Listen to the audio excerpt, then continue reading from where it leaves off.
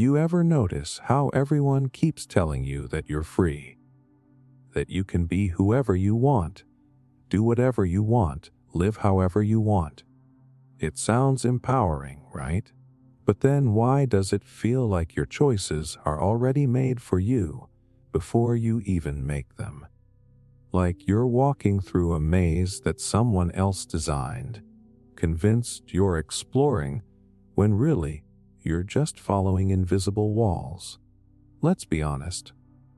Most people don't question the shape of their freedom. They measure it by surface level options. Which phone to buy, which degree to chase, which city to move to. But that's not freedom.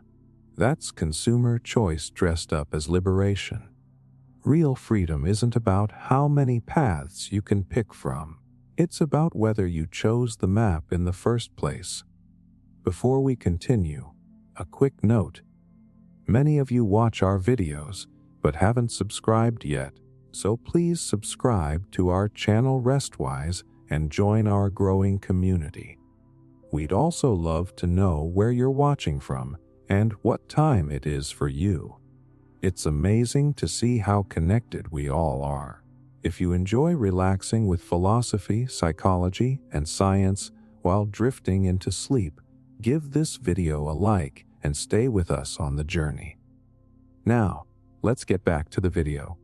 The truth is, from the moment you're born, you're taught to mistake permission for freedom. You're told you can do anything you want as long as it fits inside a system someone else built.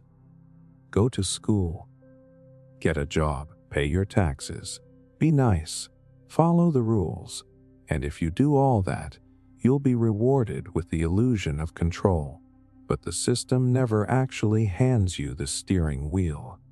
It just lets you decorate the passenger seat. Here's the real shock. Freedom isn't something society ever wanted you to have. True freedom makes people unpredictable, uncontrollable, and that doesn't feed economies or keep hierarchies stable. The most obedient citizens are the ones who believe they're free while quietly following invisible scripts. That's the genius of modern conditioning. They don't need to build cages anymore. They just build beliefs. Think about it. You're told to express yourself, but through platforms that track, filter, and monetize your every thought. You're told to chase success, but success is defined by standards that keep you spending, grinding, comparing. Even rebellion is prepackaged. They've built entire industries around the idea of being different, but only in ways that still profit the machine. The system doesn't fear rebellion anymore. It sells it. Here's what's even darker. Studies in behavioral psychology show that humans will defend systems that exploit them if they believe they have some level of choice inside it. It's called system justification theory. It's why people argue over which political side is right, instead of asking if the entire game was rigged from the start. You'll fight tooth and nail to protect your side of the illusion, because to admit it's all a setup would mean facing how powerless you really feel. And that's the hardest part. We crave freedom, but we're addicted to comfort. Real freedom means responsibility. It means uncertainty.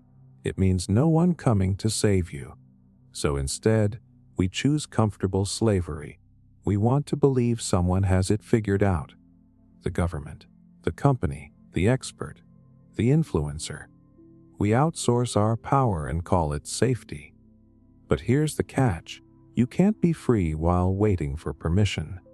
Freedom doesn't come from systems, rules, or external approval. It starts with awareness. The moment you recognize how deeply programmed your decisions are, you begin to see the bars of the cage. It's not that you suddenly break out. It's that you stop pretending the cage isn't there. Imagine waking up tomorrow and realizing that 90% of what you do each day wasn't your choice. The way you dress, what you eat, what you believe, who you love, even the fears that hold you back, all influenced by years of subtle conditioning. Algorithms know what you want before you do. Ads whisper into your subconscious while you scroll. The world tells you what kind of person you're supposed to be, and you call it identity. Most people will never question it because it's exhausting to think for yourself. That's why society rewards distraction. Every hour you spend numbing your brain with endless content is another hour you don't spend asking dangerous questions. Like, who benefits from my obedience? Who profits from my fear? Who gains when I stop dreaming for myself? When you start asking those questions, you feel a strange kind of loneliness. Because the truth isn't warm. It doesn't hug you back. It strips away everything you thought was solid. And what's left is you. Raw, aware, uncomfortable, but also powerful in a way you've never felt before, because that's what awakening really is. Not a grand spiritual moment, but a slow, painful realization that the life you've been living was never truly yours. And yet, that's where real freedom begins. Not in breaking rules, but in understanding which ones were never yours to follow. When you realize you've been trained to seek approval, you start to question who benefits from your constant need to please. When you see that productivity has been weaponized to measure your worth, you start to detach your value from your output. When you recognize that most of your fears were inherited, fear of failure, fear of rejection, fear of being different, you begin to rewrite your own programming. The system doesn't crumble when you fight it head on. It crumbles when you stop feeding it your belief, when you stop needing its validation. That's when freedom becomes something internal, a mindset, not a marketing slogan. And look, this isn't about running off into the woods or rejecting society completely. It's about awareness. You can still play the game. Just don't forget it's a game. Use the system without letting it use you. Work the job, but don't become it. Earn the money, but don't worship it. Love people, but don't lose yourself in them. Real freedom is the quiet knowing that your choices come from you, not from fear, not from programming, not from pressure. It's the ability to pause before reacting and ask, whose voice is this in my head? Is this me, or the version the world built for me? Because once you start hearing the difference, there's no going back. The illusion cracks. The scripts fall apart. And for the first time, you stop living like a character in someone else's story and start writing your own. The education lie. Remember the first time someone told you that school was supposed to prepare you for life. That all those classes, tests, and grades were building you into a capable, thinking adult. It sounds noble, right? But if that were true, why does school feel less like an awakening and more like a slow, quiet training in obedience? Why do so many people leave 12 or more years of education knowing how to follow rules, but not how to think for themselves? Let's start with the uncomfortable truth. School was never designed to make you free. It was designed to make you functional. Not creative, not curious, functional. The modern education system wasn't built by philosophers or dreamers. It was shaped during the Industrial Revolution by factory owners who needed disciplined workers. People who could follow schedules, memorize instructions, obey authority, and repeat the same process every day without question. That's not education. That's conditioning. From the very first day, school teaches you to associate obedience with reward. Sit still, raise your hand, ask permission to speak. Follow the rules, and you get a gold star. Challenge the rules, and you get detention. You learn that good behavior matters more than good ideas. That success isn't about understanding. It's about compliance. And once that message sinks in, you stop questioning altogether. You just learn how to survive inside the system. Think about the structure. Bells tell you when to move. Grades tell you how much you're worth. The teacher is the authority, and your job is to absorb, not to question. That rhythm becomes normal. So when you finally leave school, what happens? You look for another authority to replace it, a boss, a company, a system. You've been trained to seek permission before you act, to fear mistakes, to wait for validation. You were taught to be employable, not empowered. Here's where it gets darker. Psychologists have studied how repeated obedience rewires your brain. The more you're rewarded for compliance, the more your neural pathways associate safety with submission. That's why people get anxious when they don't have clear instructions or when someone asks them to think creatively. Their brain equates independence with danger. That's not your fault. That's programming. And notice how curiosity gets punished. You probably remember a time you asked, why, too many times, and got shut down. Not because the teacher was cruel, but because the system doesn't reward depth. It rewards speed. Finish the worksheet. Pass the test. Move to the next grade. We teach kids that learning is something you do for approval, not for understanding. So by adulthood, people don't read to grow. They read to look smart. They don't think to discover. They think to defend. Even creativity has been standardized.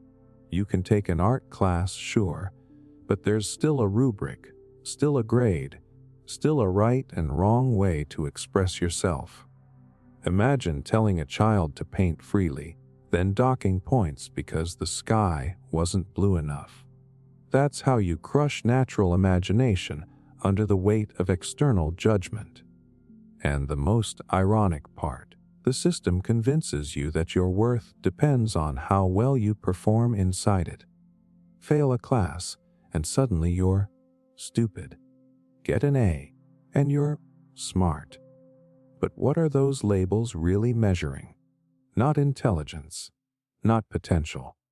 Just how efficiently you can memorize and repeat what you're told. That's not thinking. That's data storage. When you condition generations of people to chase grades instead of wisdom, you create adults who fear being wrong more than they love being right. They stop exploring. They stop questioning authority. They start defending the very system that numbed them. That's why so many people still believe that education equals intelligence. They can't separate learning from schooling. But learning is organic. It's messy. It's emotional. School is mechanical. It's predictable. It's safe. And safety is the trap, because safety feels like comfort, but it also kills growth. The education system sold us the idea that success comes from fitting in, not standing out. But look at history. Every major thinker, innovator, and creator was once considered a troublemaker. They asked the questions you weren't supposed to ask. They refused to stay inside the lines. And that's exactly why the system fears them, because true thinkers don't need permission. Here's something most people never realize: the system trains you to doubt yourself. You get so used to needing external validation, grades, approval, praise, that when it's gone, you don't know how to measure your worth anymore. That's why so many adults feel lost after graduation. They were never taught how to think independently. They were taught how to perform independence while quietly waiting for someone to tell them they're doing it right. But it doesn't have to stay that way. You can unlearn it. Real education starts the moment you stop memorizing and start questioning. When you ask, "Who decided what I'm supposed to know? Why do I believe what I believe? What would I discover if I stopped fearing failure?" Because that's what school should have taught you. Not answers, but how to seek truth on your own terms. And maybe that's the real rebellion. Not dropping out, not rejecting knowledge, but reclaiming your curiosity. Learning because you want to, not because you're told to. Reading something that challenges your beliefs instead of confirming them. Creating something that doesn't fit a rubric. Speaking ideas that make people uncomfortable because they're real. The education lie isn't just about classrooms or textbooks. It's about control. It's about shaping minds to fit systems that need obedience more than originality. But once you see that, once you feel how deeply it runs, you can start to break it. You can rewire yourself to value questions over answers, exploration over perfection, self-trust over approval. Because thinking for yourself isn't rebellion. It's the purest form of freedom. And the moment you stop waiting for permission to think, that's the moment you start to wake up. The democracy deception. Ever wonder why everyone keeps saying we live in a free world, yet most people feel powerless? You're told democracy gives you a voice, a choice, a say in how things run. But if that's true, why does it always feel like the decisions that shape your life are made long before you ever step into a voting booth? Why does it feel like no matter who wins, the same problems keep repeating? War, debt, corruption, inequality. Like a script that never changes, just the actors. Let's get something straight right now. The modern idea of democracy has been polished into a product. It looks beautiful on the surface. Words like liberty, representation, freedom. But underneath, it's a system engineered to make you believe you're in control while ensuring you never truly are. It's not designed to make you powerful. It's designed to keep you obedient through the illusion of choice. You're taught from childhood that your vote matters, that it's your sacred duty. And yet, deep down, most people feel their voice disappears into the noise. They sense something hollow, something performative. That's not apathy. That's intuition. Your mind knows the difference between genuine power and the kind that's handed to you on a leash. Here's the shock: most people can't face. The world isn't run by governments. It's run by influence. Corporations, financial systems, intelligence networks, media conglomerates, all moving together like gears in a machine that never stops turning. Politicians come and go, but the machinery stays. The people you vote for are often just the visible faces of structures you'll never see. It's like changing the front cover of a book while the story stays exactly the same. You think you're choosing leaders, but you're mostly choosing brands. Campaigns are engineered like marketing strategies, crafted to target your fears, your values, your anger. Every speech, every slogan, every debate line has been tested through focus groups, data analytics, and emotional manipulation. You're not voting based on truth. You're voting based on how well you've been emotionally primed. And the system counts on that. Because if you're emotional, you're predictable. Psychologists call this the illusion of agency. When people feel like they're making independent choices, but those choices are actually being guided by hidden influences. It's the same mechanism that makes you believe you're picking what to watch on a streaming service, when in reality, the algorithm has already shaped your options. Democracy runs on that same principle. You're free to choose between options A and B, both of which serve the same deeper interests. And the media. It's not there to inform you. It's there to frame your perception. The headlines, the outrage cycles, the political theater, all of it keeps you emotionally engaged but intellectually divided. Because a divided population can be controlled through distraction. People who are too busy arguing about who's right never ask who's benefiting from the argument itself. The system needs you to believe that the other side is the enemy, that if only your team wins, things will change. That's the trap. Every time you invest your hope in a political savior, you hand over your power. The real purpose of modern democracy isn't to give you freedom. It's to keep your rebellion contained within safe, predictable boundaries. You're allowed to shout, protest, vote, complain, as long as it doesn't threaten the machinery that actually runs the world. Here's the psychological trick they've perfected. When people believe they're free, they stop fighting to be. So long as you think you have a voice, you won't question who's controlling the microphone. So long as you believe your vote changes everything, you won't look behind the curtain to see who wrote the rules. That's why real revolutions rarely come from inside the system. Because the system is designed to absorb and neutralize them. But there's something even deeper.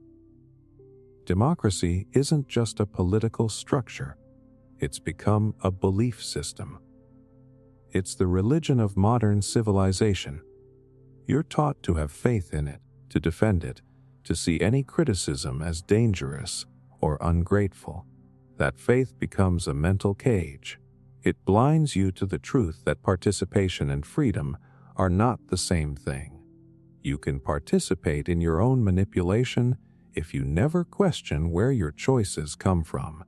Most people don't want to admit this because it feels hopeless. They think, if the system is rigged, then what's the point? But that's exactly how the machine keeps running, by convincing you that the only way to play is by its rules. The truth isn't hopeless, it's liberating. Because once you see the architecture of control, you can stop feeding it with your belief. You can start making choices that aren't just reactions to the system, but rejections of it. Real freedom doesn't come from voting every 4 years. It comes from reclaiming your awareness every single day, from seeing how propaganda shapes your values, how fear drives your opinions, how comfort kills your curiosity. It's about asking harder questions. Who benefits from my anger? Who gains when I'm distracted? Who profits when I believe the illusion of choice is enough? When you ask those questions, something changes in you. You start to see how every headline, every political debate, every viral outrage is part of the same performance. You stop playing your assigned role and start watching the stage. And that's when you realize democracy, as it exists today, isn't about empowering people. It's about managing them, keeping them busy, hopeful, and harmless. The most dangerous kind of control isn't tyranny. It's comfort wrapped in freedom. Because when people think they're free, they stop asking why they still feel trapped. They stop noticing how every major shift in the world, economic collapses, wars, policies, always seem to end with the powerful gaining more control and the average person losing more independence. And yet, we keep calling it progress. But maybe progress isn't about building bigger systems. Maybe it's about dismantling the illusions that keep us small. Real democracy doesn't happen in voting booths. It happens in minds that refuse to be programmed. It begins when you stop outsourcing your responsibility to politicians and start owning the truth of your own perception. Freedom engineered is not freedom at all. It's a cage with open doors and invisible walls. The question is, will you keep walking in circles inside it? Or will you finally step out? The news is truth. You ever notice how every time you turn on the news, it feels like you're being informed, but somehow you end up more anxious, more divided, more unsure of what's real? The anchors sound confident. The graphics scream breaking news. The experts debate until you're dizzy. But have you ever stopped and asked yourself, who decides what counts as truth in the first place? Because the uncomfortable reality is this: the news doesn't just report reality anymore. It manufactures it. See, we were all raised to believe that journalism is about uncovering facts, about holding power accountable, about giving people an objective view of the world. That was the story we were told. But what if that story itself is a product? A carefully managed illusion that makes you trust the very system that shapes what you think, feel, and fear. Let's strip this down. The media doesn't just tell you what happened. It tells you how to feel about what happened. It picks which events matter, which ones don't, which voices are amplified, and which are buried. And every one of those choices builds a version of the world in your mind. A world that might have little to do with reality, but everything to do with influence. Think about how language is used. When someone is called a protester, they're brave. When they're called a rioter, they're dangerous. When a country defends itself, it's national security. When another country does the same, it's aggression. The same event, two different realities. The words are chosen to guide your emotional response before you even form an opinion. That's not reporting. That's framing. Psychologists call this narrative priming. Your brain doesn't absorb raw information, it absorbs stories. The way something is told shapes how you perceive it. And the media understands that better than anyone. They're not in the business of truth. They're in the business of attention. Because attention equals influence, and influence equals power. Here's the shock most people never want to face: the news doesn't serve the public. It serves whoever funds it. Advertisers, corporate interests, political donors, intelligence networks, all feeding the same machine. The story you see on your screen isn't chosen because it's the most important. It's chosen because it's the most useful. It either drives profit, reinforces a narrative, or keeps you emotionally invested in fear. Because fear is what keeps you watching. There's a reason the news cycle is constant chaos. Every story is breaking, every issue urgent, every headline screaming that the world is collapsing. That's not an accident. That's design. When you're in a constant state of alarm, your critical thinking shuts down. The amygdala, the fear center of your brain, takes over. You stop analyzing and start reacting. And once you're reacting, you're easier to steer. This is how reality gets shaped.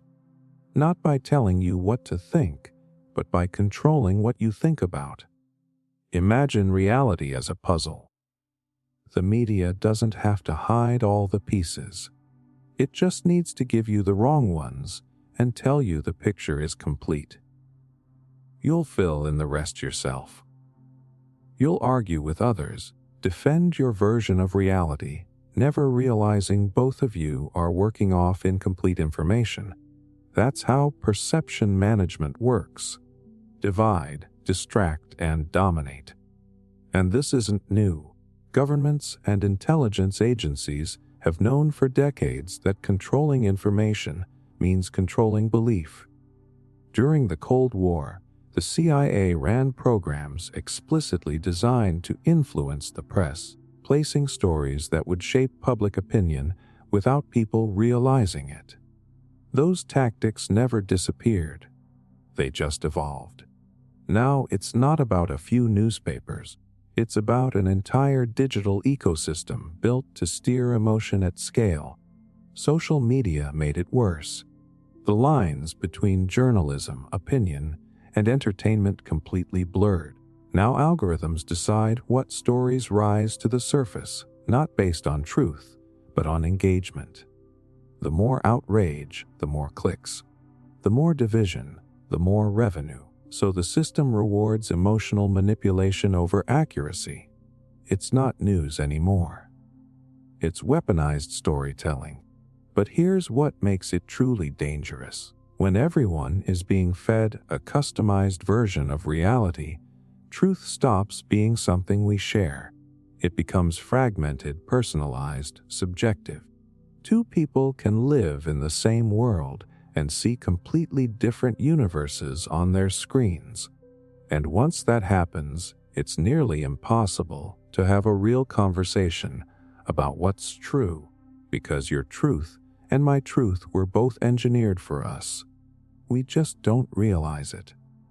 So when people say, the media is lying, that's not entirely right. The lie isn't always in what's said. It's in what's left unsaid. It's in the angles never explored, the voices never interviewed, the patterns never shown.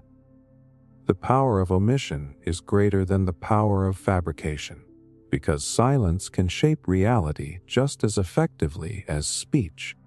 And here's the part that hurts. We participate in it.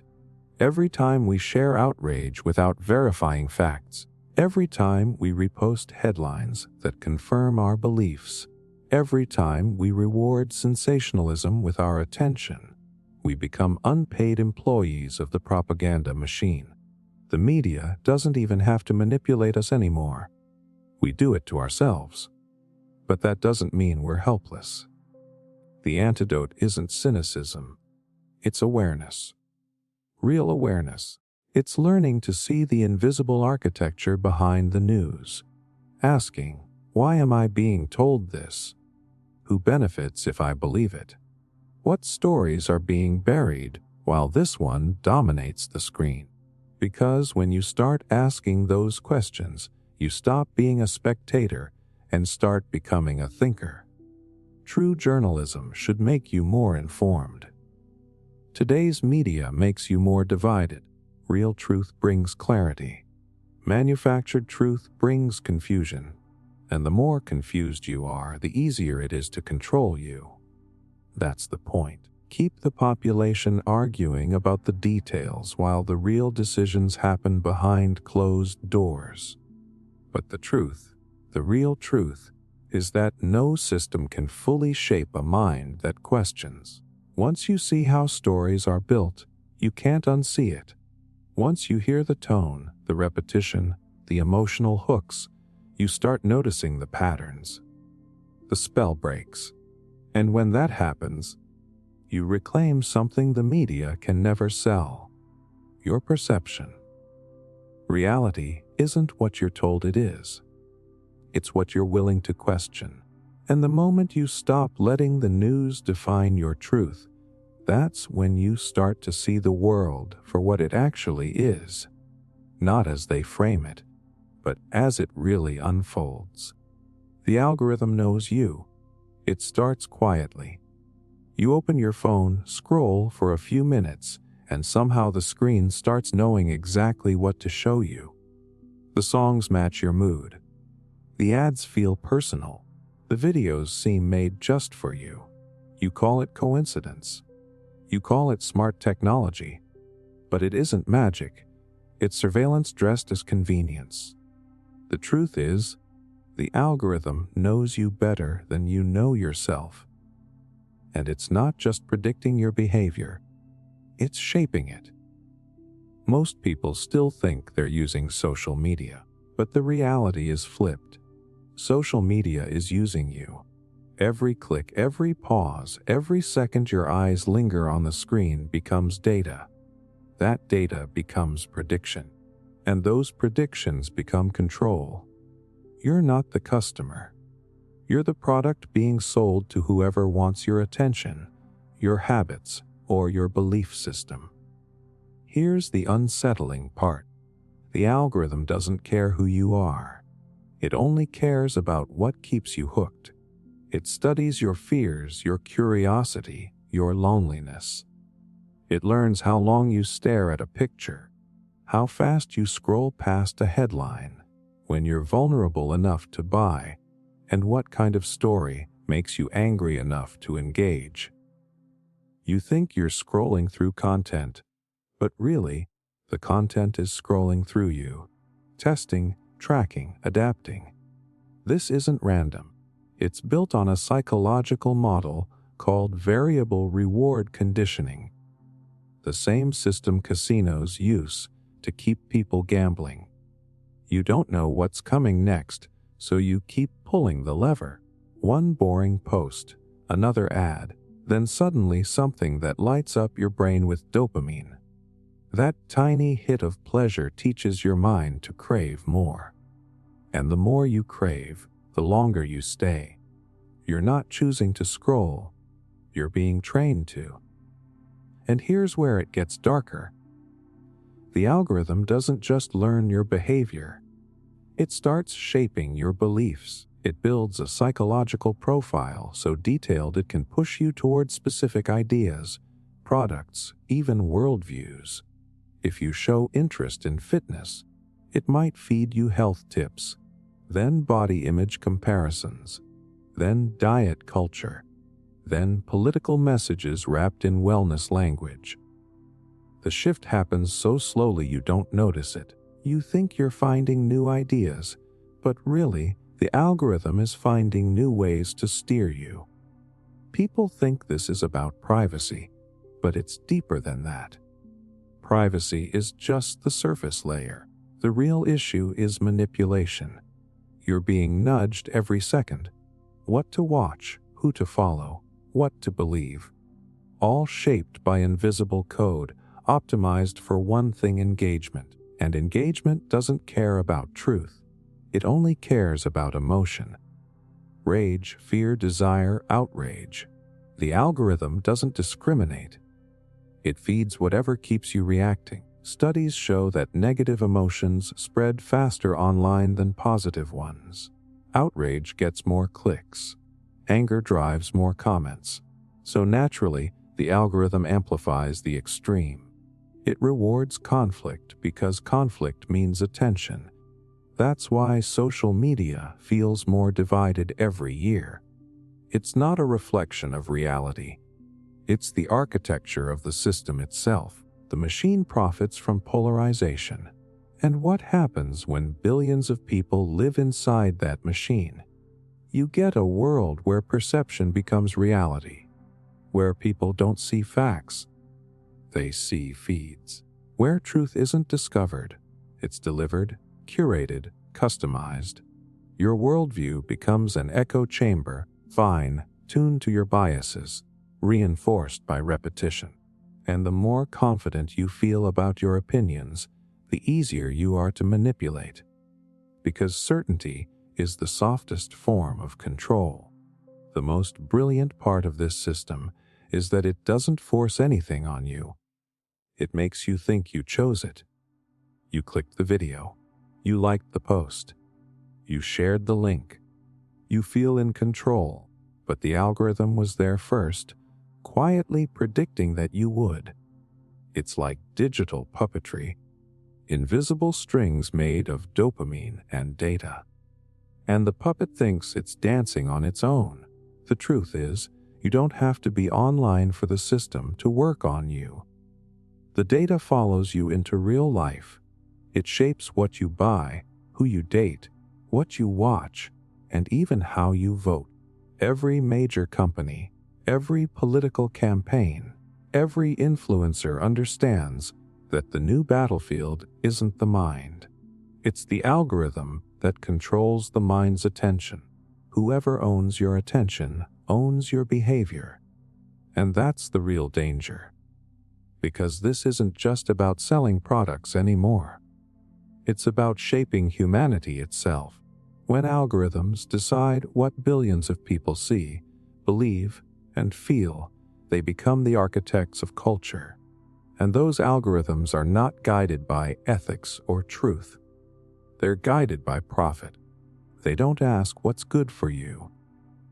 They ask what keeps you scrolling. But here's something the algorithm can't predict: awareness. The moment you see the pattern, the moment you realize how much of your life is being subtly engineered, you take back something powerful choice. The algorithm feeds on unconscious behavior. Once you become conscious of it, its control weakens. You start noticing the tricks. You feel the tug when a headline tries to provoke you. You pause before the scroll. That pause, that awareness, is resistance. You can't completely escape the system, but you can stop being food for it. You can decide what to consume instead of being consumed. You can follow creators who make you think, not react. You can turn off notifications that hijack your focus. You can spend more time in the real world, where algorithms don't exist, but genuine moments do. Because the algorithm doesn't actually know you. It only knows your patterns. And the moment you stop repeating them, it loses its power. It can predict your past, but not your awakening. It can track your clicks, but not your consciousness. So the next time you open your phone and that perfect post appears, remember, it's not coincidence. It's design. You're not seeing the world as it is. You're seeing the version that keeps you scrolling. The question isn't how well the algorithm knows you. The question is, how well do you know yourself beyond it? Money is real. It's wild when you think about it. Every morning, billions of people wake up and spend their entire day chasing something that doesn't even exist in any physical sense anymore. Not gold, not paper, just numbers on a screen, blinking in an app, backed by nothing but belief. We call it money. We treat it like oxygen. But what if money isn't real at all? What if it's the most successful illusion humanity ever agreed to believe in? You're told that money represents value, that it's the foundation of civilization, the tool that makes everything possible. But look closer. Money isn't value. It's trust, collective, fragile, invisible trust. It works only because everyone agrees to pretend it does. The second that belief disappears, everything collapses. That's not stability. That's mass hypnosis. Think about this. A piece of paper with ink on it is worth nothing until someone says it is. A digital balance in your account has no weight, no form, no substance. Yet it determines where you live, what you eat, how you're treated, even who you become. Entire wars have been fought, marriages ended, lives destroyed, over something that only exists because we all decided to imagine it together. That's the power of a collective delusion. The real kicker is this: money was never designed to serve you. It was designed to control you. In the early days, currency made trade easier. Sure. But as societies grew, money evolved from a tool into a system of obedience. If you control what people need to survive, you don't need chains to enslave them. You just make them believe that debt, bills, and paychecks are freedom. And that's exactly what happened. You go to school to learn how to earn it, not how it works. You spend your life chasing it, yet most people never stop to ask the simplest question: who creates it? Because here's the uncomfortable truth: it isn't governments printing your money. It's private institutions, central banks, generating it out of thin air through debt. Every dollar, euro, or pound in circulation is born as someone's liability. The system runs not on wealth, but on the promise of repayment. In other words, money isn't backed by gold anymore. It's backed by your future labor. That means the more you work, the more you owe. The harder you grind, the deeper the system tightens its grip. Inflation ensures that the longer you hold your money, the less it's worth. It's like running on a treadmill that keeps speeding up while someone else controls the dial.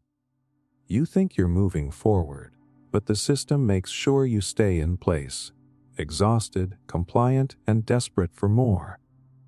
Psychologically, this setup is brilliant. Money taps into your deepest survival instincts. Studies in behavioral economics show that the same brain regions that react to physical threats light up when people face financial stress. To your brain, losing money feels like dying, and that fear keeps you obedient. You don't question the game because the game feels like life itself. And then there's status. Society programmed us to measure our worth by how much of this imaginary thing we accumulate. People define success by numbers on a screen, not by peace or joy or meaning, but by digits. It's no longer, "Who are you?" but "What do you earn?" And that obsession keeps the illusion alive. Because if everyone stopped believing that money equals value, the system would crumble overnight. Even the idea of saving is a trick. You're told to store your money safely in a bank, but banks don't store, they lend. For every dollar you deposit, most of it is multiplied into new debt through something called fractional reserve banking. It's a legal form of alchemy, where nothing becomes something simply because the system says it can. That's not security. That's leverage built on imagination. And yet, this illusion has real power, because belief is the most powerful force on earth. Empires, religions, economies, all built on shared fictions that enough people agree to sustain. Money is just the modern religion, with banks as temples and debt as doctrine. We worship the symbols on our currency. We sacrifice our time, our most precious resource, for it. And we fear its absence more than we fear death itself. But here's the paradox: money has no inherent meaning, yet it shapes almost everything you do. You make choices: where to live, what to study, who to love, based on how much of this illusion you can gather. You stay in jobs you hate because of it. You trade your dreams for it. You measure your worth through it. That's how deep the programming runs. And still, people defend the system. They say, that's just how the world works. But that's the lie. The world doesn't run on money. It runs on energy, creativity, cooperation, things that actually exist. Money is just a middleman between human potential and human fear. It limits the infinite into the measurable. It turns abundance into scarcity, then sells the scarcity back to you at interest. The craziest part: the system only works because no one dares to question it. The moment people realize that money is only valuable because we treat it that way, it loses its magic. It's like the end of a spell. Once seen, it can't be unseen. That's why those who control money control the narrative. They need you to keep believing, to keep chasing, to keep mistaking paper for power. But once you see through it, something shifts. You stop worshiping the illusion and start valuing what's real. Your time, your energy, your attention, your relationships. You realize that the richest people aren't the ones with the most money, but the ones least controlled by it. True wealth isn't measured in digits. It's measured in how little of your soul you have to sell to survive. Money isn't real. It's a collective dream we're all trapped in. A dream that feels too big to wake up from. But every illusion depends on belief, and belief can be withdrawn. The world doesn't change when the currency collapses. It changes when the story behind it does. The American dream was never yours. You've heard it since you were a kid. The American dream. Work hard, play by the rules, and you can have it all. The house, the family, the shiny car in the driveway. It's the promise that anyone can rise, that success is waiting if you just put in the effort. It sounds beautiful. It sounds fair, but that's the trick. It was never a dream. It was a sales pitch. A brilliant billion-dollar piece of advertising designed to keep you chasing, spending, and obeying. Let's be honest, the American dream didn't appear out of thin air. It was crafted, engineered, sold. After World War II, the economy needed consumers more than heroes, so corporations and politicians teamed up to build a story where happiness came wrapped in ownership. A home meant success, a car meant freedom, a family meant stability, and a job meant worth. It wasn't about building lives, it was about building demand. And it worked. They sold an entire generation on the idea that identity could be purchased, that your purpose was to climb a ladder that never ends. Buy more, upgrade often, stay productive, stay loyal. The dream wasn't yours. You were part of someone else's marketing strategy. Think about the timing. The dream exploded in the 50s, right when mass production, suburban housing, and television advertising were taking off. It was perfect. New factories needed workers. New products needed buyers. New suburbs needed families. So they painted this picture of perfection. The smiling couple, the white picket fence, the 2 kids, the golden retriever. It wasn't just imagery. It was social engineering. Psychologists studying post-war consumer behavior found that the easiest way to shape habits was to attach emotion to purchase. You weren't buying a toaster. You were buying the feeling of being a good mother. You weren't buying a car. You were buying independence. Every ad whispered the same message. You are not enough until you buy this. And that message became the heartbeat of the dream. But here's the twist. The dream was never designed to be achievable for everyone. It's built on scarcity. If everyone could reach the top, there'd be no bottom to hold it up. The system needs inequality to stay alive. The dream depends on the struggle, on people believing they're just one promotion or one loan away from freedom. That hope keeps them grinding, even when the game is rigged. You see it in the way people talk about success. The millionaire who started from nothing becomes a symbol of what's possible, but those stories are exceptions dressed up as rules. For everyone who makes it, millions work just as hard and barely survive. But they don't question the system. They blame themselves. That's the genius of the dream. It makes you think failure is personal, not structural. Look at how it's evolved. The modern version of the dream isn't just about owning stuff. It's about performing success online. You curate your life for the feed. The vacations, the cars, the clothes, all filtered through the same illusion that happiness looks expensive. The dream moved from the suburbs to the screen. Now, the advertisement is you. You've become both the buyer and the brand. And yet, no matter how much you achieve, it never feels like enough. That's not an accident. That's the design. The system can't survive if you ever feel satisfied. The dream must always stay just out of reach, like a horizon that moves as you walk toward it. You're meant to keep chasing, keep consuming, keep believing that the next milestone will finally bring peace. But here's where it gets even more twisted. The American dream was sold as freedom. Freedom to choose, to earn, to rise. But true freedom would mean walking away from the treadmill. And that's the one thing the system can't allow. Debt, competition, and status keep you tethered. You're free enough to work, free enough to buy, free enough to post your success, but never free enough to stop. Even education got wrapped into the sales pitch. Go to college, they said, and you'll make it. So millions took on debt to chase a promise that keeps moving.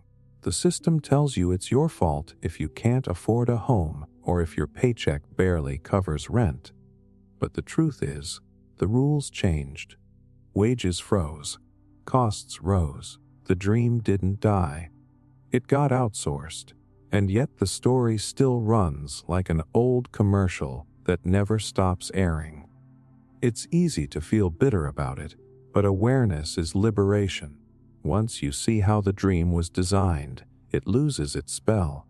You realize you were never broken. The promise was. You start to see that real fulfillment doesn't come from owning things or hitting milestones. It comes from reclaiming your time, your peace, your definition of success. Because here's the truth they never told you. The American dream was never about freedom. It was about productivity. It wasn't about happiness. It was about growth. Endless, unsustainable growth. The system doesn't need you to be fulfilled. It needs you to be busy. It needs you to keep spending your life energy to fuel its profits. But you can step off the treadmill. You can stop treating life like a race to earn validation. You can redefine what success even means. Maybe success isn't the house, the car, or the perfect image. Maybe it's the ability to wake up without anxiety gnawing at your chest. Maybe it's time that belongs entirely to you. Maybe it's knowing that enough is enough. The American dream sold you comfort, but what it really delivered was control. And the moment you stop buying the illusion, you start living your own version of freedom, one that no advertisement can sell and no system can take away. You need to work hard to be successful. You've been told this your whole life. Work hard and you'll succeed. Grind now, shine later. Hustle while they sleep. It's the mantra of modern ambition. The harder you push, the more you'll earn, the more you'll become. But have you ever stopped and wondered who actually benefits from that belief? Because the truth is, hard work alone has never guaranteed success. It guarantees exhaustion. And exhaustion is profitable. Somewhere along the way, working hard stopped being a virtue and became a form of control. It's not about helping you reach your potential. It's about keeping you busy enough to never question the system. Productivity has been glorified into religion. Every app, every book, every motivational quote tells you to optimize yourself like a machine. Sleep less, grind more, stay disciplined. You're told that rest is laziness, that slowing down means you're falling behind. But behind what? Behind who? No one ever answers that part. Here's the truth they don't want you to see: the productivity culture isn't about success. It's about obedience. It's about turning people into self-managing workers who push themselves harder than any boss ever could. You don't even need to be told what to do anymore. You do it automatically because you've internalized the system's expectations. You've become your own supervisor, your own enforcer, your own prison guard. Think about how early it starts. From childhood, you're rewarded for compliance disguised as effort. Finish your homework, get a gold star. Score higher, get praised. Fall behind, get punished. You learn that your worth depends on output, that rest is for the weak, that your value is measured by how much you produce. By the time you're an adult, you can't even relax without feeling guilty. The irony is brutal. The harder you work, the more the system takes. You give your time, your energy, your creativity, and in return, you get a paycheck that barely covers your bills and an identity built around your job title. You call it success. But if success means giving away the majority of your waking hours to make someone else richer who's really succeeding, there's a psychological term for this: internalized capitalism. It's when you start seeing yourself not as a human being, but as a unit of productivity. You judge your day by how much you accomplished, not by how much you lived. You measure your worth by efficiency, not fulfillment. You start optimizing every second, listening to podcasts while you eat, answering emails while you walk, turning leisure into personal development. You never stop performing. You never stop proving.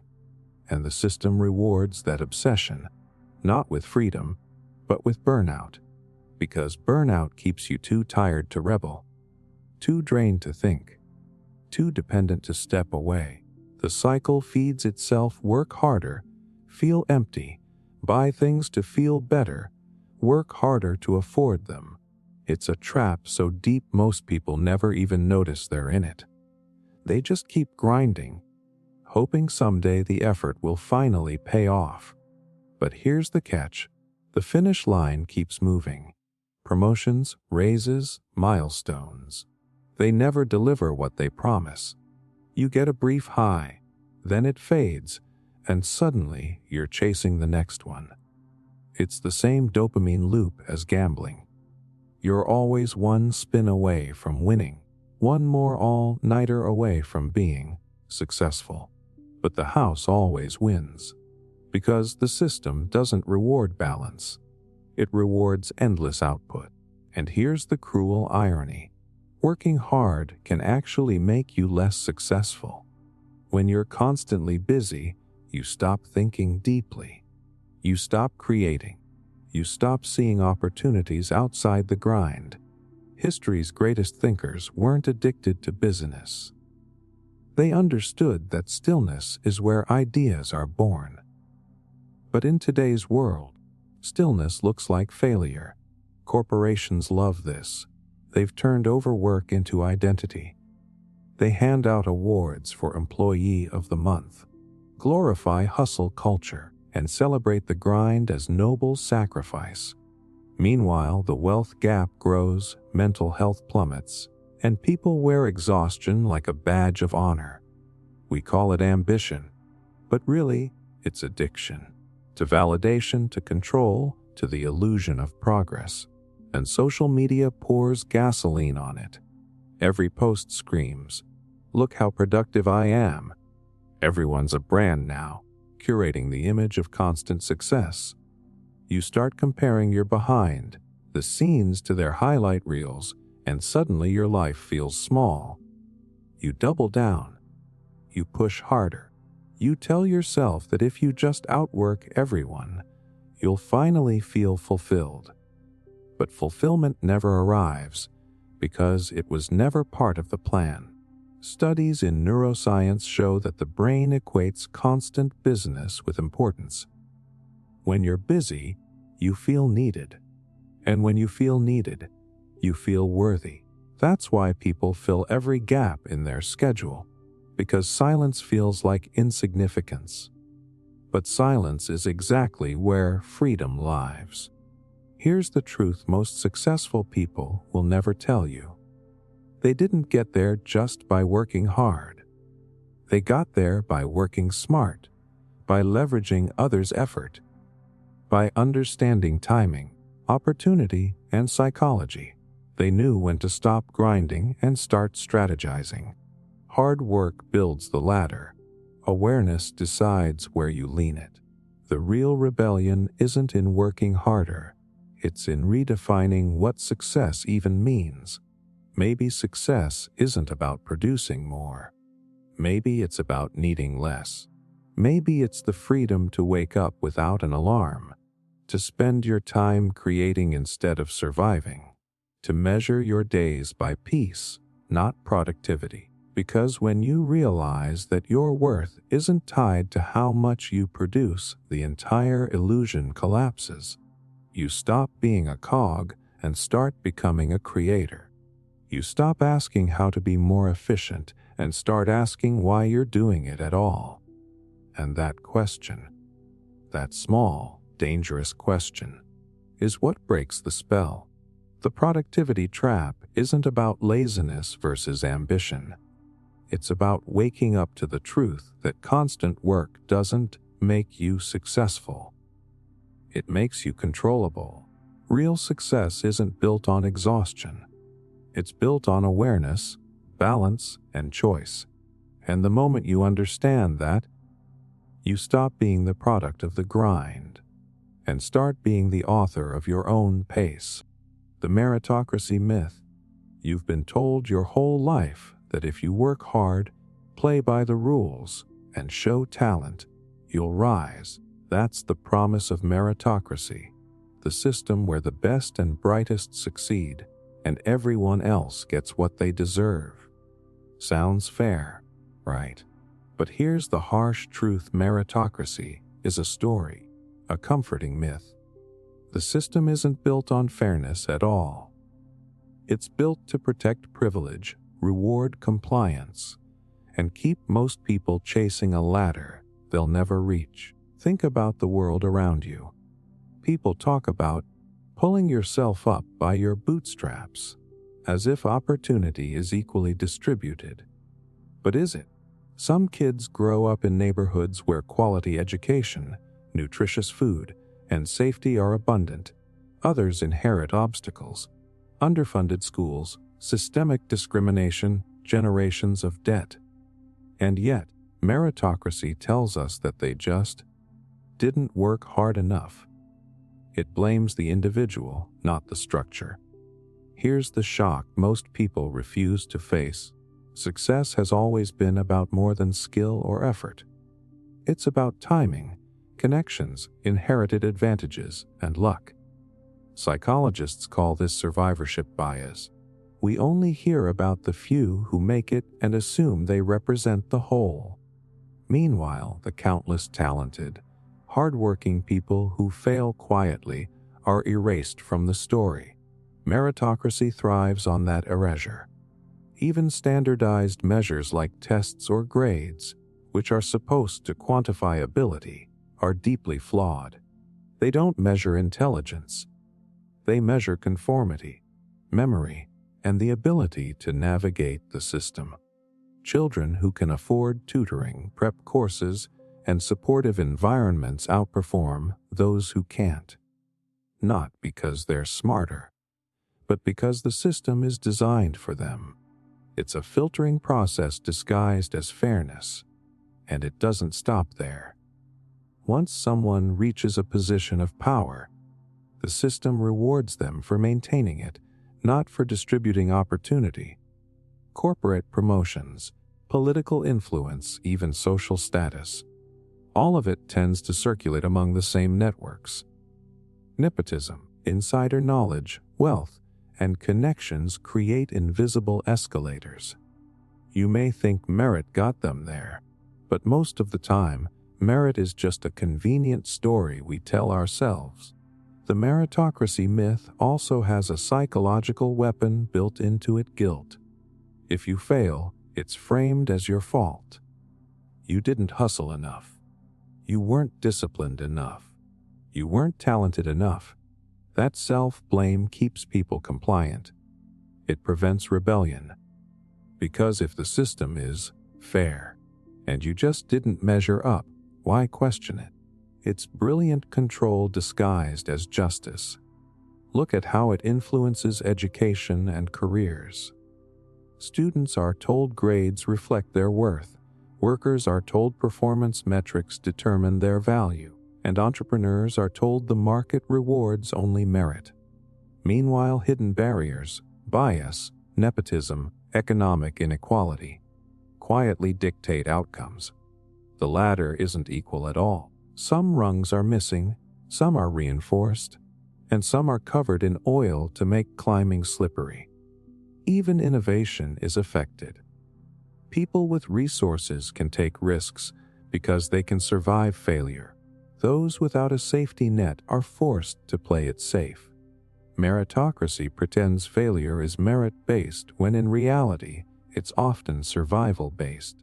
The system rewards risk, taking only for those who can afford it, not those who truly deserve it. And society loves this myth because it keeps people dreaming. We all buy into the idea that anyone can make it if they just try hard enough.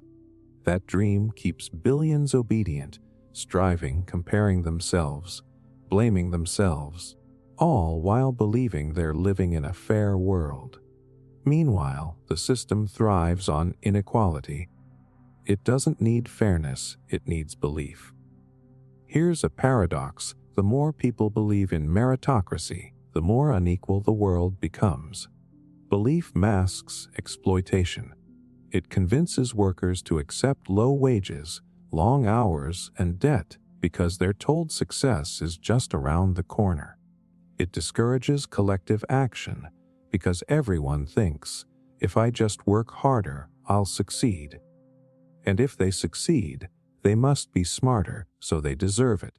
That illusion protects the powerful while punishing the masses. Even the language we use reinforces the lie. Words like talent, achievement, and success are framed as natural results of individual effort. Self-made becomes a badge of honor. Failure becomes a personal moral flaw. Rarely do we consider the invisible structures, inherited wealth, or social safety nets that make certain outcomes possible. Meritocracy asks us to ignore context, history, and system-level inequality. So why does the myth persist? Because a world that believes in meritocracy is easier to control. People obey, aspire, and compete endlessly. They internalize inequality as justice. They fight over crumbs, thinking the pie is fair. And those in power get to maintain hierarchy without anyone realizing they're being manipulated. It's a psychological straitjacket hidden under the guise of fairness. The truth is uncomfortable but liberating. Your worth isn't determined by grades, promotions, or public recognition. Meritocracy doesn't define reality, it distorts it. Once you see the invisible scaffolding of privilege, luck, and systemic bias, the rules of the game become clear. You start asking the right questions: who benefits from this story? Who decides what counts as merit? And what can I do to create my own path instead of buying into someone else's narrative? Meritocracy isn't about fairness. It's about maintaining the illusion that hard work alone can overcome systemic barriers. It's about selling hope while ensuring compliance. And the moment you stop believing in the myth, you stop giving the system power over your expectations, your self-worth, and your choices. That's when freedom, real freedom, begins. Debt is normal. You've been told your whole life that debt is normal. That taking out loans for school, cars, houses, even everyday living, is just part of being an adult. That borrowing money isn't dangerous. It's responsible. That carrying balances, paying interest, and climbing out slowly is just how life works. Sounds innocent, right? Comfortable even. But that's exactly the lie. Debt isn't normal. It's a tool.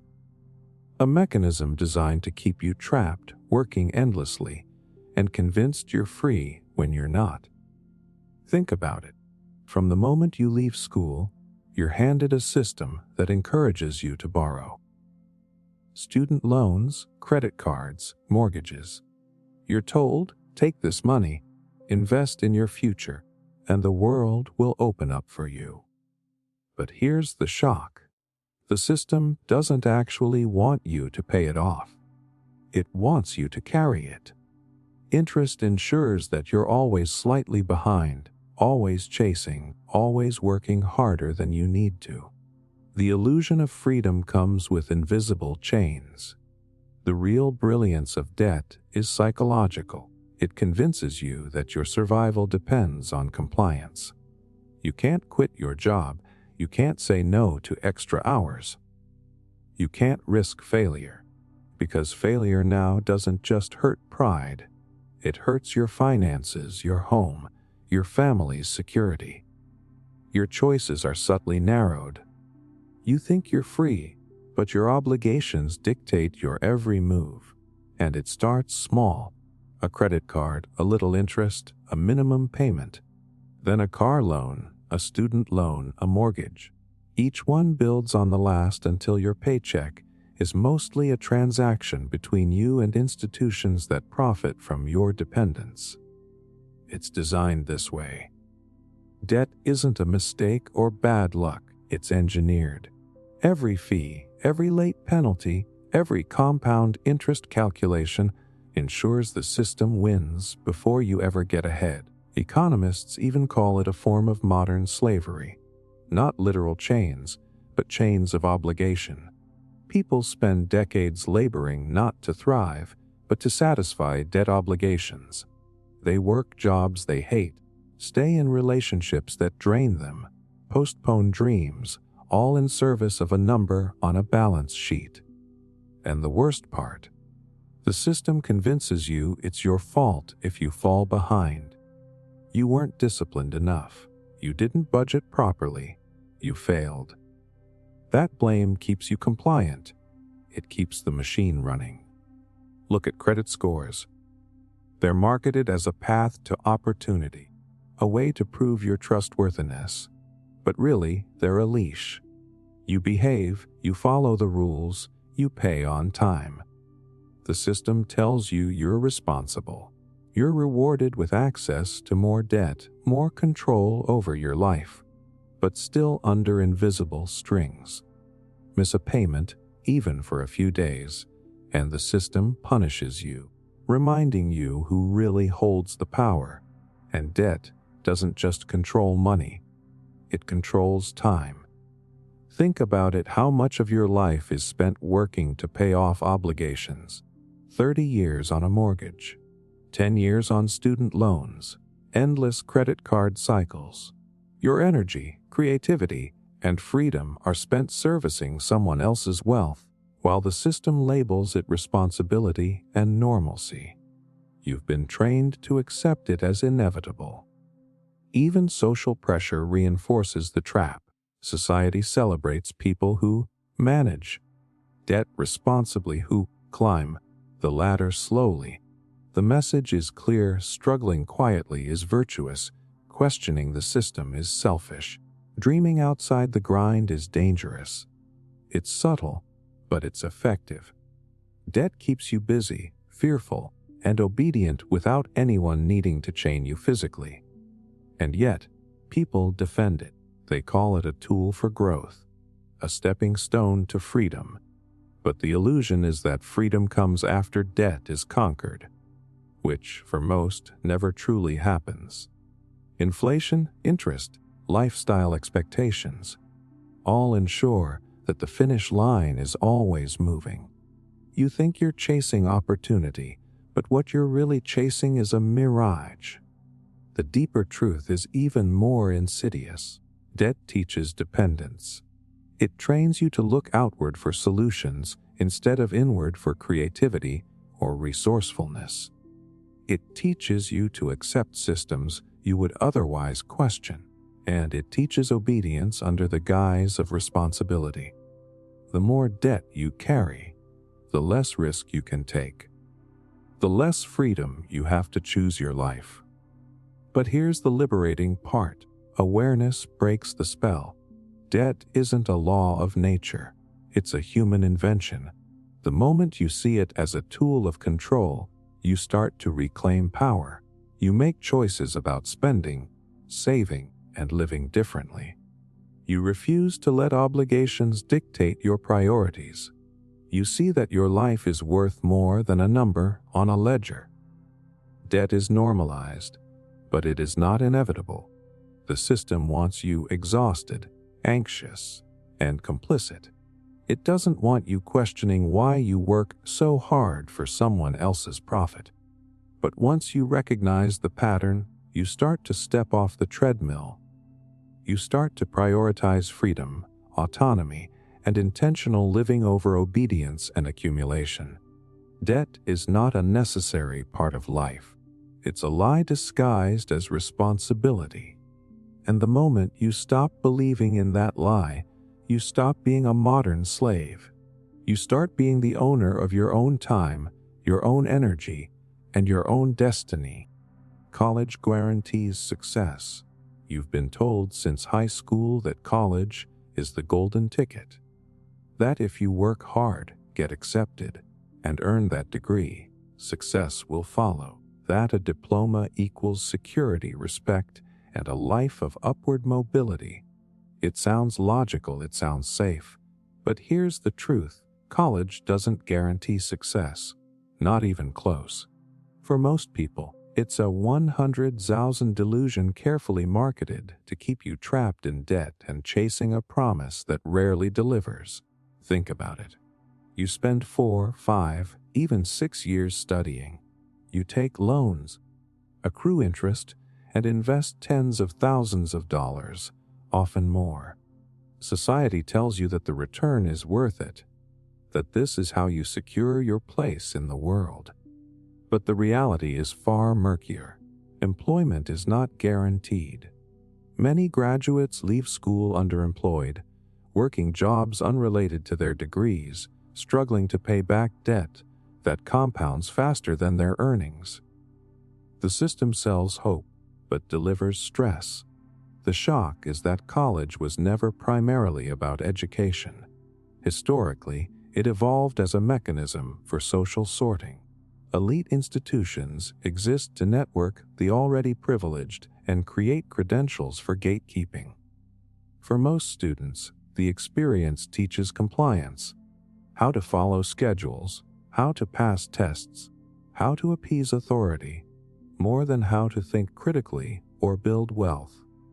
College is marketed as freedom, but in reality, it trains you to fit into a predefined system. Psychologists call this credentialism, the idea that status is conferred by certificates rather than competence. You're not being evaluated on your skill or creativity. You're being evaluated on your ability to conform, memorize, and perform under pressure. The diploma becomes a symbol, not a guarantee. And yet society tells you that it's your key to success. That belief keeps the system running. Consider the numbers. Student loan debt in the U.S. alone tops $1 trillion. Millions of graduates leave school with massive financial burdens. They start their adult lives already constrained by obligations that weren't always necessary. The promise of opportunity exists, but only for a fraction. Timing, connections, and socio-economic background determine who truly benefits. Merit alone rarely dictates outcome. And let's talk about opportunity costs. 4 years in college isn't just tuition. It's 4 years you could have spent gaining experience, starting a business, learning trades, or building networks outside a classroom. The system convinces you that the classroom is the only legitimate path to advancement. Meanwhile, countless successful people never went or left early, proving that practical knowledge often outperforms academic credentials. Even the psychology behind this is clever. We're conditioned to fear deviation.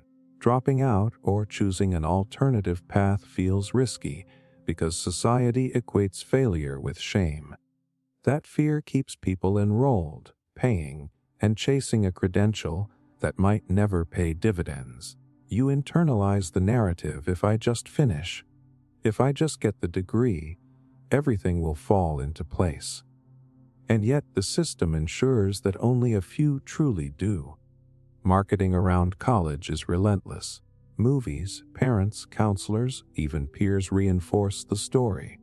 Go to college, get a good job, live the dream. The stress, the debt, the uncertainty, all of it is framed as necessary sacrifice. Rarely is the question asked, what if the dream itself was a product, designed to keep you buying into the system rather than questioning it? And it's not just financial. College teaches a mindset of obedience. You're rewarded for following rules, attending classes, taking exams, and conforming to expectations. You're told this discipline is preparation for life, but the harsh reality is that life outside the classroom doesn't care about grades or class rank.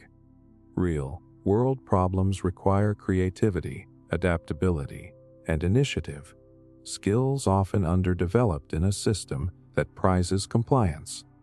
The final shock is that the system profits whether you succeed or fail.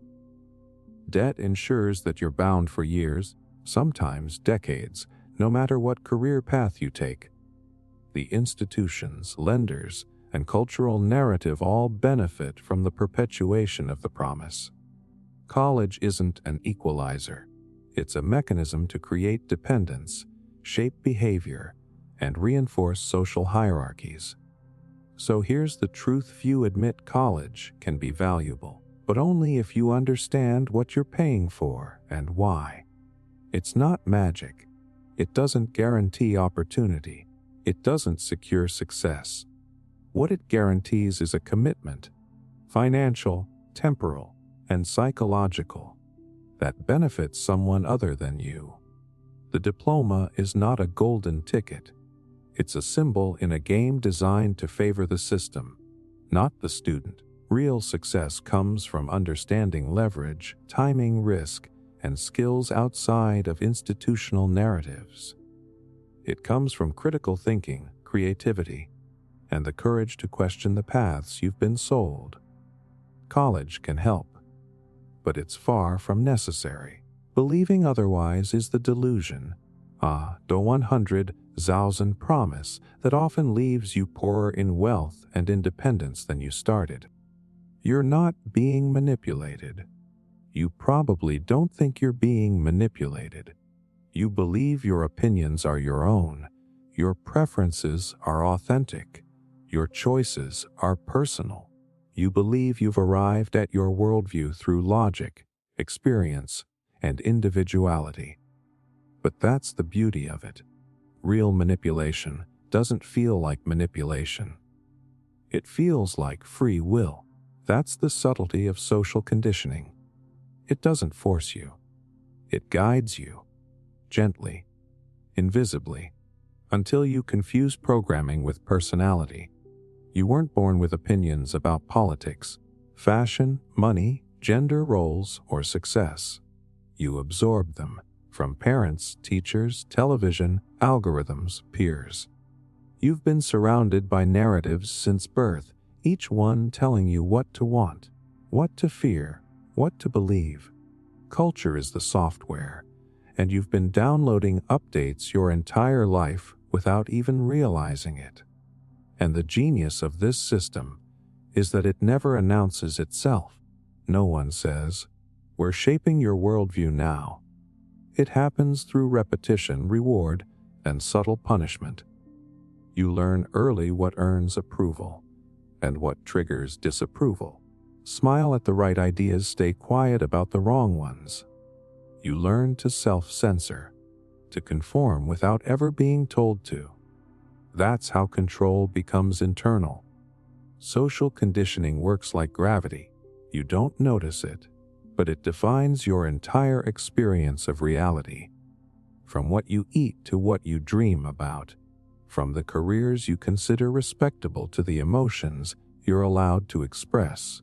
It all flows from collective norms that you never consented to, but continue to obey. And because everyone around you obeys them too, the illusion of normality becomes airtight. Think about advertising. It doesn't sell products. It sells identities. No one needs a specific brand of shoes or phone, but people need to feel accepted, admired, and successful. So companies attach emotion to consumption. Every commercial is a micro dose of conditioning. This is what beautiful looks like. This is what success feels like. This is what belonging costs. You don't buy the product, you buy the story. And the more you buy, the more the story becomes truth. But it's not just corporations. Governments, schools, religions, and media all play their roles. Each institution defines what's desirable, acceptable, patriotic, moral. You're told how to behave, how to think, even what's worth dying for. And it's packaged so neatly that you never stop to question who wrote these scripts or why. You just keep performing. Social conditioning thrives on fear. The fear of being different, being excluded, being wrong. The human brain is wired for survival through belonging. Historically, exile meant death. So even in the modern world, rejection triggers primal panic. That's why it's so effective. You don't need to be forced to conform. You'll do it yourself, just to avoid isolation. That's the quiet genius of control. It uses your own biology against you. And when someone breaks from the script, when they question, challenge, or refuse to play along, society labels them rebellious, arrogant, delusional, or dangerous. The system has defense mechanisms built into its culture. Dissent is stigmatized so that even those who see the illusion feel pressured to play along. People say, "That's just how it is," because the alternative is too uncomfortable to imagine. Technology has made this conditioning more precise than ever. Algorithms don't just reflect your interests, they shape them. Every video, every post, every headline you see is filtered to keep you engaged, outraged, or addicted. Over time, it builds a customized version of reality tailored to your biases.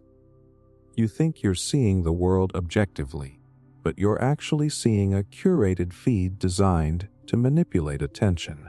And attention is the currency of modern control. Here's the terrifying part. The more information we have access to, the easier it is to be manipulated.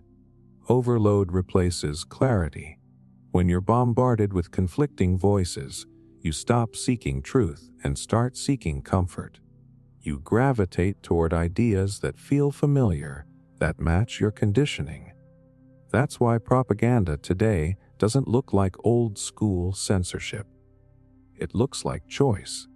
You think you're choosing what to believe, but you're choosing between pre-approved narratives. And yet, awareness doesn't come from paranoia. It comes from observation. You start to see patterns, how trends appear simultaneously across millions of people, how outrage cycles seem perfectly timed, how your sense of identity is constantly being shaped by what you consume. Once you start noticing these micro-manipulations, you can't unsee them. It's unsettling, but it's also liberating. Because here's the truth. Social conditioning isn't inherently evil. It's how societies maintain order. The problem arises when conditioning replaces consciousness. When you stop thinking critically, when you confuse external programming for internal truth, when you accept beliefs by default instead of by understanding, that's when you lose sovereignty over your mind. Breaking free doesn't mean rejecting society entirely. It means becoming conscious of what shaped you, asking, why do I believe this? Who benefits if I keep believing it? Is this idea serving me or controlling me? Those questions are dangerous, not because they lead to chaos, but because they lead to clarity. And clarity threatens any system built on blind obedience. The subtlety of social conditioning is that it hides behind comfort. It rewards you for compliance and punishes you for curiosity. But the moment you start questioning, genuinely questioning, you begin to wake up from the trance. You stop being a product of programming and start becoming a participant in your own mind. You're not immune to manipulation. None of us are. But awareness turns the invisible into the visible. And once you see the strings, you can decide whether to keep dancing or to start moving on your own terms. Social media connection. You've been told that social media connects us. That scrolling, posting, liking, and sharing keeps you close to friends, family, and the world. That your feed is proof of belonging. It sounds comforting, even hopeful. But the reality is far darker. Social media doesn't connect us. It isolates us. It creates the illusion of intimacy while quietly eroding real human connection. The loneliest generation in history is living proof. Think about it. You spend hours on these platforms, watching curated snapshots of other people's lives. Birthdays, vacations, achievements.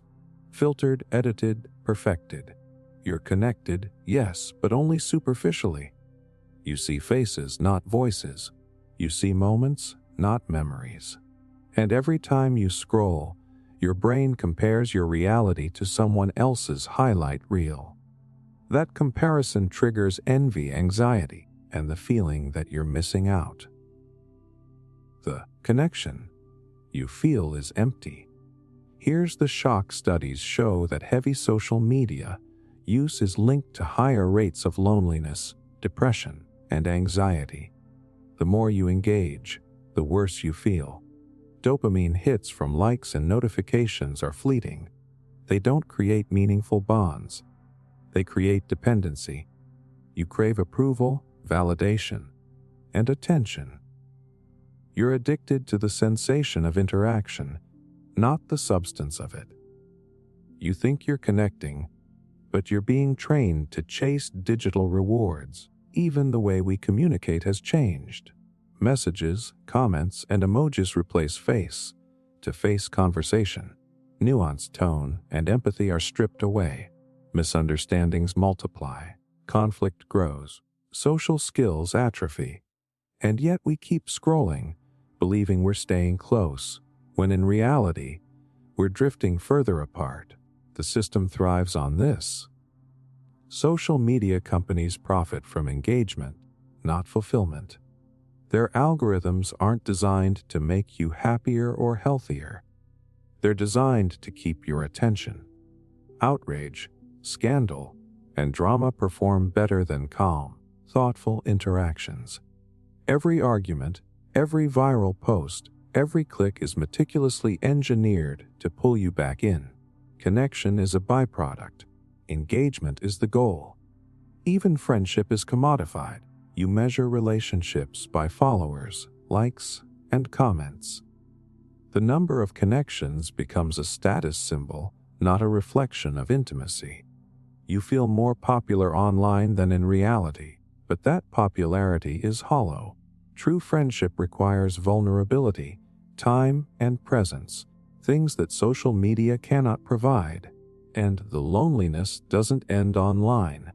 It follows you into real life. People spend more time looking at screens than talking to neighbors, family, or even themselves. Social media becomes a substitute for experience. You're connected everywhere and nowhere at once. Your mind is crowded with curated realities, but your heart feels empty. Even the language we use reinforces the illusion. We talk about checking in, staying updated, and networking, as if scrolling counts as living. But real connection requires effort, empathy, and physical presence. A text cannot replace a conversation. A like cannot replace touch. And yet, society treats digital interaction as enough, normalizing isolation while celebrating the illusion of connectivity. Psychologically, this is brilliant manipulation. Social media satisfies basic human needs: the need to belong, to be seen, to matter, without ever delivering true fulfillment. The brain releases small doses of dopamine in response to notifications, comments, and shares. Each hit tricks you into thinking you're engaged, when really, You're just reinforcing habits that keep you tethered to the platform. You're not connecting, you're consuming. And yet, we rarely question it. We call it progress. We say it makes the world smaller, even as it widens the gap between people's emotional lives. Loneliness becomes normalized because it's invisible behind screens. Anxiety becomes standard because the platforms reward distraction over reflection. Real intimacy is optional. The illusion of connection is mandatory. Even intimacy with yourself suffers. Social media conditions you to perform, to edit, to present a version of yourself for approval. Self-reflection is replaced by self-surveillance. You learn to prioritize external validation over internal clarity. You're always on, always comparing, always craving recognition. The very act of scrolling erodes your ability to be present, to feel content, to experience solitude without discomfort. The final truth is sobering: social media promised to bring us together, but left us fragmented. We are more visible than ever, yet more isolated.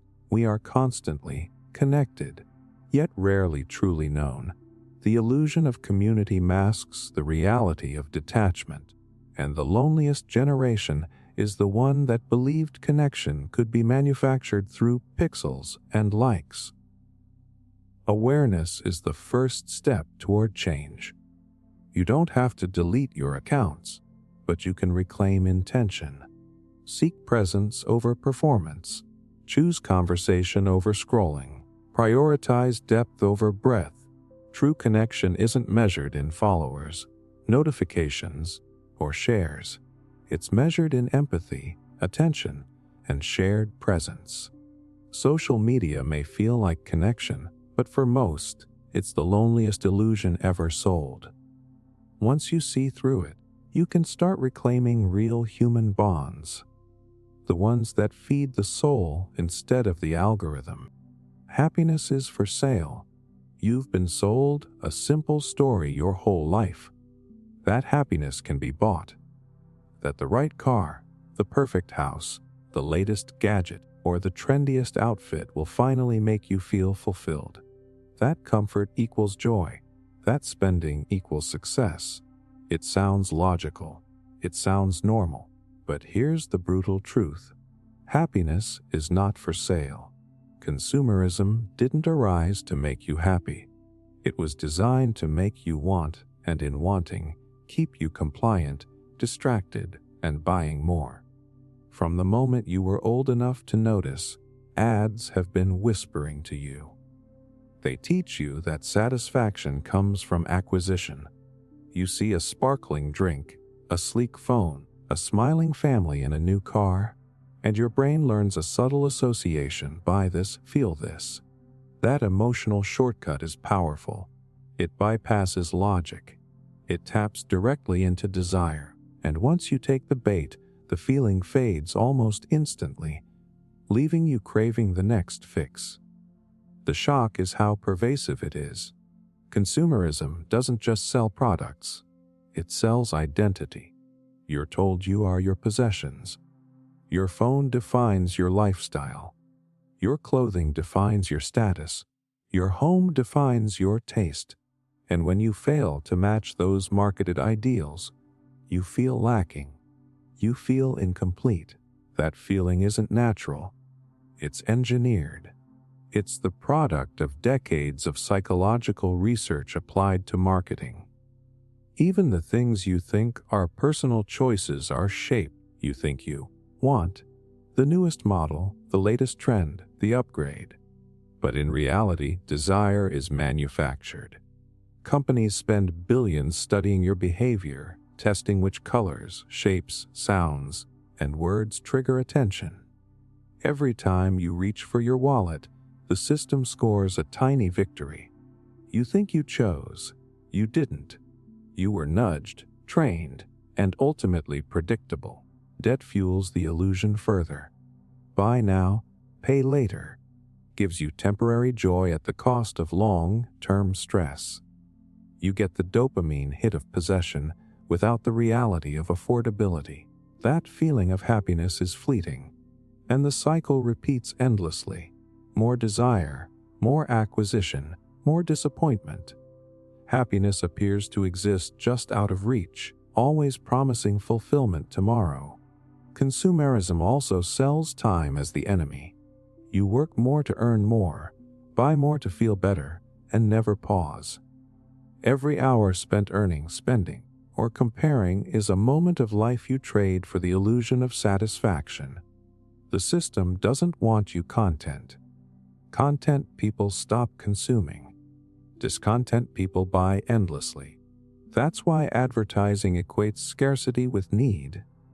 Not because you lack, but because the system profits from your perceived lack. Psychologically, this works beautifully. Dopamine and novelty are addictive. Each new purchase feels exciting at first, then dulls quickly. To keep the cycle going, the system constantly introduces new products, new trends, new reasons to be dissatisfied. It's the perfect feedback loop: desire, temporary gratification, disappointment, repeat. Happiness is always a moving target, and the chase keeps you obedient, engaged, and distracted from noticing the bigger picture. Even ethical or sustainable consumerism isn't immune. Buying green products, subscribing to premium services, or supporting socially responsible brands often gives the same illusion of fulfillment. You feel like a good person, a conscious consumer, a smart chooser. But the underlying mechanism is the same: buy, feel momentarily satisfied, repeat. Happiness remains externalized, dependent on purchase, and society reinforces the lie at every level. Social media shows curated lives filled with possessions, experiences, and symbols of status. Peer comparison becomes constant. You're told, implicitly, that to belong, to be admired, to succeed, you need more. This isn't just advertising. It's social conditioning on a massive scale. Everyone participates, often unconsciously, in promoting the idea that buying equals being. Even culture participates. Movies, music, television, all feed the narrative that happiness comes from consumption, acquisition, or desire fulfillment. You're conditioned to see consumption as the path to identity and joy. And when life doesn't match the marketed ideal, you internalize failure. Not the system's manipulation, but your own inadequacy. The lie becomes your burden. The liberating truth is that happiness is not a product. It cannot be purchased. It cannot be sold. It exists in choice, presence, relationships, creativity, and meaning. Things that aren't commodities. Consumerism profits from your confusion. The moment you see that joy cannot be bought, the spell begins to break. You start questioning why you chase, why you compare, why you measure your life in possessions.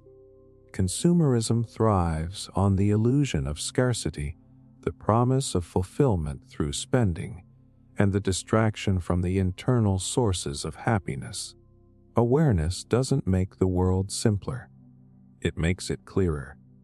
Once you recognize the trap, you can stop trading your time, energy, and mental space for fleeting pleasure.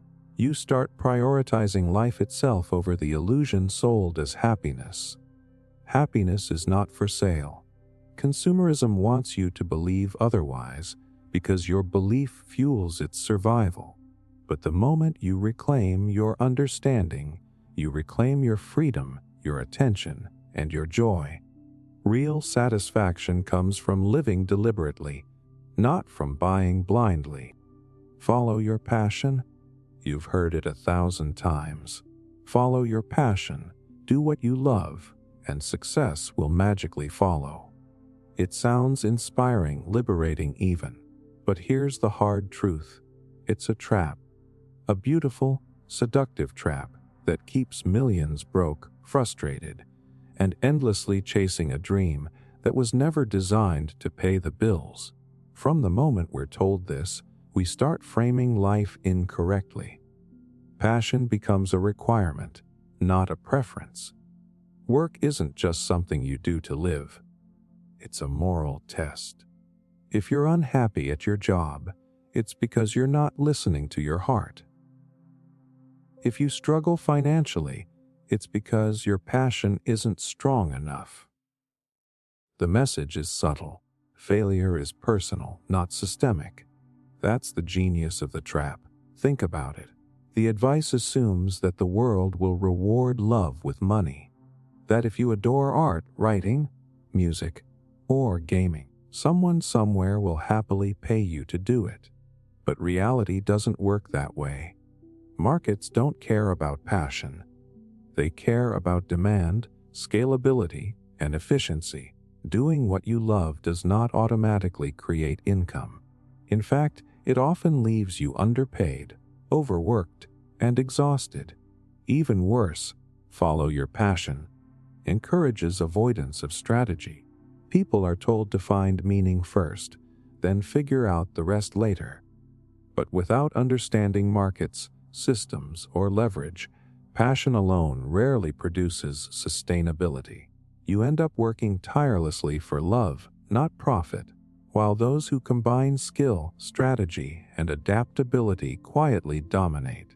Passion becomes a form of martyrdom. Psychologists have studied this phenomenon. When people tie identity too closely to passion, setbacks feel catastrophic. Every failure isn't just a business loss. It's a personal rejection. That emotional intensity keeps people stuck. They can't pivot, they can't negotiate, they can't pragmatically adapt. They're trapped in the romantic idea of work, ignoring the reality of economics. And society loves this myth because it keeps people compliant. Passion is marketed as freedom, but it functions as subtle control. When you believe you must find the right path, you delay practical decisions. You spend years experimenting with little payoff. You blame yourself when the system doesn't reward your efforts. Meanwhile, you're working tirelessly for someone else's profits or waiting for the world to magically notice your worth.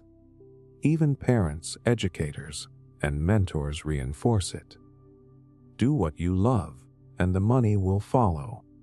But rarely do they teach how markets actually function, how systems reward leverage, or how to balance passion with pragmatism.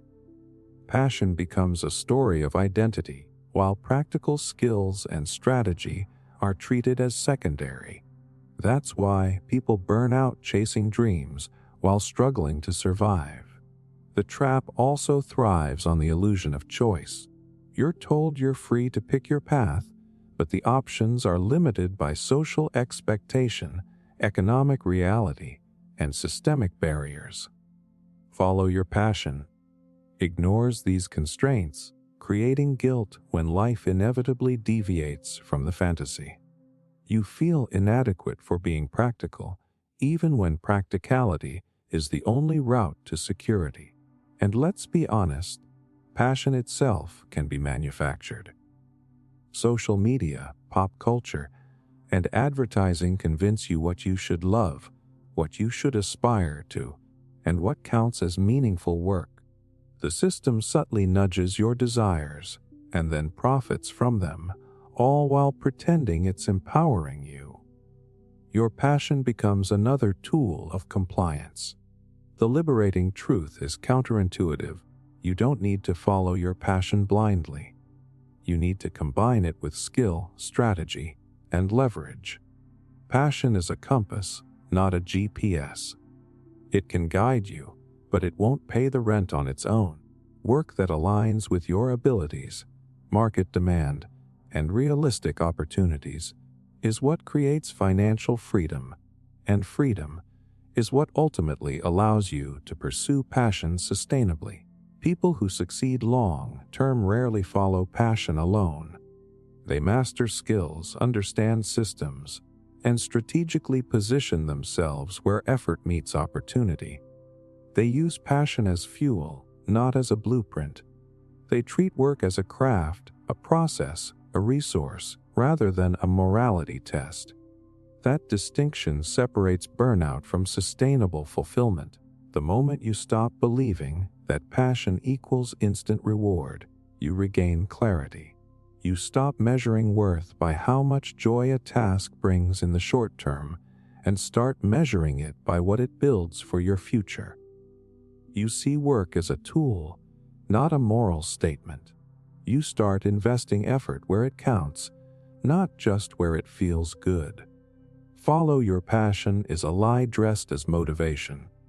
It convinces you that financial struggle is noble, that delayed reward is always guaranteed, and that identity is earned through suffering. The truth is harsh, but freeing passion alone doesn't pay the bills, guarantee success, or define your worth. Strategy, skill, and awareness do. Once you understand that, you stop being a dreamer trapped in a story someone else wrote for you. You start taking control, making choices that combine your desires with reality, and building a life that sustains both you and your passions. You'll be happy when you've been conditioned to believe that happiness is always just around the corner. You'll be happy when you get the promotion, when you buy the house, when you meet the right person, when you finally reach the goal. There's always a win hanging over your head, like a carrot you can never quite bite. The truth is brutal. This endless pursuit of more isn't motivation. It's manipulation. It's a system designed to keep you chasing instead of living. Think about it. Every ad, every media message, every cultural story reinforces the idea that what you have is never enough. You need more money, more status, more beauty, more experiences. Satisfaction is deferred. The system convinces you that happiness isn't in the present. It's in the next achievement, the next purchase, the next milestone, and the next one after that. There is no finish line, only perpetual striving. Here's the shock: human psychology is built to chase, not to arrive. Dopamine spikes when we anticipate reward, not when we achieve it. That's why promotions feel amazing for a week and then fade. That's why a new car or gadget thrills for a month and then becomes ordinary. The system exploits this wiring, keeping you addicted to the anticipation of fulfillment rather than the fulfillment itself. Even education and career culture feed the trap. You're told, study hard, get the degree, land the job, climb the ladder, and happiness will follow. But when you reach each milestone, satisfaction slips away, replaced by new pressures, responsibilities, or desires. You realize that the goalposts move with you, and the win is never satisfied. The system doesn't reward completion. It rewards perpetual engagement. Consumerism is built on the same principle. Advertisements don't sell products. They sell the promise of happiness. Buy this, they whisper, and you'll feel complete. But the feeling fades, and another product, another upgrade, another promise appears. Desire is endless. Consumption becomes a treadmill. The more you acquire, the more the system ensures you feel incomplete. That's why society glorifies ambition and accumulation as moral virtue. It keeps the cycle going. Social comparison compounds the problem. You scroll through feeds of friends, colleagues, and influencers, each showcasing curated perfection. You measure yourself against their highlight reels, thinking they have it better, and that you're lagging behind. The win now expands. You'll be happy when you earn as much, travel as far, or achieve as much as them. Satisfaction is outsourced to other people's lives, and the pursuit becomes infinite. Even relationships aren't immune. Romantic fulfillment is often framed as the ultimate key to happiness, and yet the moment you achieve it, new desires arise. Bigger house, better trips, more status. Happiness is never fully realized because the expectation is always shifting. You've been trained to chase without pause, to equate desire with meaning, and to confuse accumulation with contentment. The system cleverly disguises this as personal responsibility. You think, if I just try harder, plan better, or optimize my life, I'll finally reach happiness. But that effort doesn't change the game. It reinforces it. You are running on a treadmill built to keep you moving, not arriving. The when is an endless mirage. Psychologists call this the hedonic treadmill. Humans adapt quickly to improvements. Income rises, possessions increase, achievements accumulate. And yet baseline happiness rarely shifts. You return to the same level of satisfaction, but now with higher expectations and more desire. That's exactly what keeps you trapped in the pursuit of more. Awareness is the first step toward liberation. Recognizing that happiness isn't a destination or tied to achievement changes the game entirely. It doesn't mean abandoning ambition or goals, but it does mean shifting perspective. Joy exists in engagement, gratitude, and presence. It exists in the process, not the result. It exists in small moments, not monumental milestones. The lie that happiness waits for a condition keeps people compliant. It justifies overwork, overconsumption, and distraction. It makes you believe that the present is insufficient, that life must be postponed for some imagined future reward. But the moment you stop believing that lie, you reclaim time, attention, and satisfaction. You start living instead of chasing. The endless pursuit of more is a system of subtle control. It teaches you to defer joy, to equate self-worth with accumulation, and to confuse desire with meaning. But once you see it, you can step off the treadmill.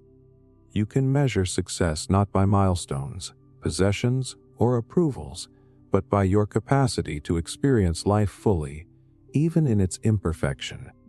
Happiness is not a future event. It is not waiting for a condition to be met. It exists in the now, in the choice to notice, to appreciate, and to engage. The endless pursuit of more is an illusion. Once you see through it, you can finally start living. You're not enough until you buy this. From the moment you were old enough to notice commercials, billboards, and logos, the message has been the same. You're not enough. Not beautiful enough, not successful enough, not stylish enough, not complete enough. But don't worry, the solution is simple. Buy this, wear this, drive this, post this, and maybe then you'll finally feel worthy. That's not marketing genius. That's psychological warfare disguised as self-improvement. You've been trained to associate your worth with what you consume. Every advertisement has one hidden message: you're incomplete. Without this product, this brand, this upgrade, you're behind. You're lacking. The entire consumer economy is built on that quiet discomfort. The idea that something is missing in you, and only they can fill it. The truth is, they don't sell products. They sell relief from insecurity. It's shockingly calculated. Marketers study human psychology with surgical precision. They know that fear and shame motivate more than happiness ever could. They know that people buy not to gain, but to avoid feeling less than. Ads don't just appeal to desire. They weaponize self-doubt. They show you an image of who you wish you were, then imply that buying the product will get you closer to it. Spoiler, it never does. This tactic works because of how our brains handle social belonging. Humans are wired to crave acceptance. Thousands of years ago, being excluded meant danger. Today, that instinct still drives behavior. The modern tribe isn't a campfire circle. It's social media, pop culture, and consumer trends. Every purchase becomes a subconscious attempt to signal belonging. You buy the right shoes, the right phone, the right car, not because you need them, but because you fear invisibility. Social media amplifies this perfectly. It turns insecurity into a marketplace. Every post is an ad, every influencer a mirror, reflecting what you lack. You scroll through filtered lives, seeing endless proof that you're not enough yet. Not fit enough, rich enough, happy enough. And conveniently, every swipe brings a new solution to your pain. The system doesn't just sell to you, it shapes what you believe about yourself. Even language reinforces it. Words like upgrade, improve, and level up sound empowering, but they quietly imply deficiency. Every new and improved product carries the suggestion that what you have, and by extension, who you are, is outdated. It's a psychological trap. The moment you buy the fix, the bar moves again. New version, new standard, new reason to feel not enough. The cycle never ends because your insecurity is profitable. And the worst part, we've learned to internalize the narrative. You think you're making rational choices, but those choices often stem from emotional conditioning. You feel a little empty, so you scroll online. You see something shiny, something beautiful, and you feel a flicker of hope. Maybe this will make me feel better. That micro hit of dopamine feels like joy, but it's not joy. It's escape. You're soothing the wound that marketing created in the first place. Psychologists call this the deficiency loop. You're made to feel inadequate. You buy to fill the gap. And when the relief fades, you seek the next purchase. It's the perfect system. You become a self-renewing customer. The market doesn't want you confident. It wants you slightly insecure forever, because insecurity keeps the economy alive. This is why self-love has become a brand too. Love yourself has been packaged and sold as a lifestyle. You're told to embrace confidence, but only through specific products, courses, or experiences. Even healing has become monetized. The system will sell you empowerment, but it'll never let you feel empowered enough to stop buying. Real self-worth is bad for business. And here's the hidden cruelty. When you constantly chase validation through consumption, you lose connection with your real self. Your sense of identity gets outsourced to brands, trends, and other people's approval. You become what you buy, what you post, what others perceive.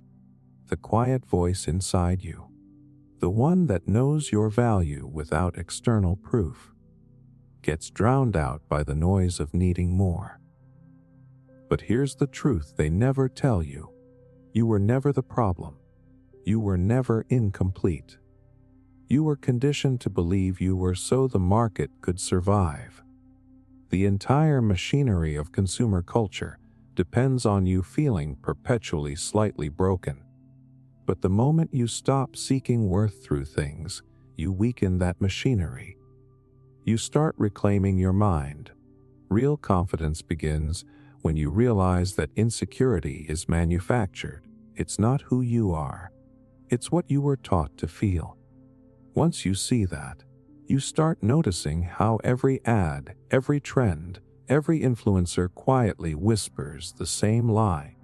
You're not enough until... The moment you reject that whisper, you start becoming immune to it. You don't need to stop buying things.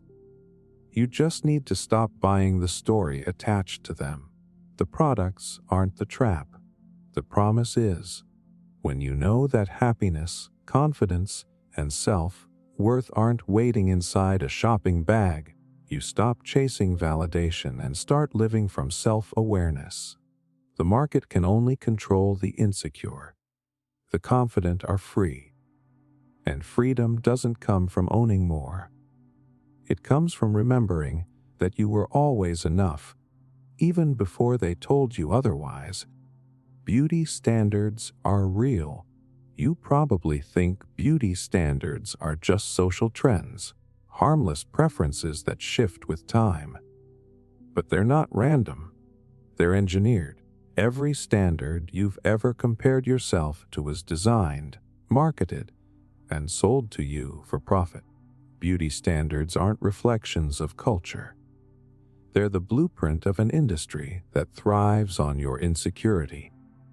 From a young age, you've been taught what beautiful looks like: smooth skin, flawless body, perfect symmetry. But have you ever asked where those ideals came from? They didn't appear naturally. They were built through decades of advertising, media manipulation, and repetition. The message is subtle but constant: if you look like this, you'll be loved, respected, successful. If you don't, you're less. That's not inspiration. That's control. The beauty industry doesn't sell products. It sells identity. Every ad you see, every influencer post, every celebrity campaign is whispering the same message. You could be better. Your natural self is almost enough, but not quite. You need this cream, this treatment, this surgery, this brand. Each purchase promises transformation, not because you need improvement, but because the system profits from your self-doubt. And the brilliance of it is psychological. Humans are wired to seek social acceptance. For our ancestors, rejection meant danger. Today, it means emotional pain.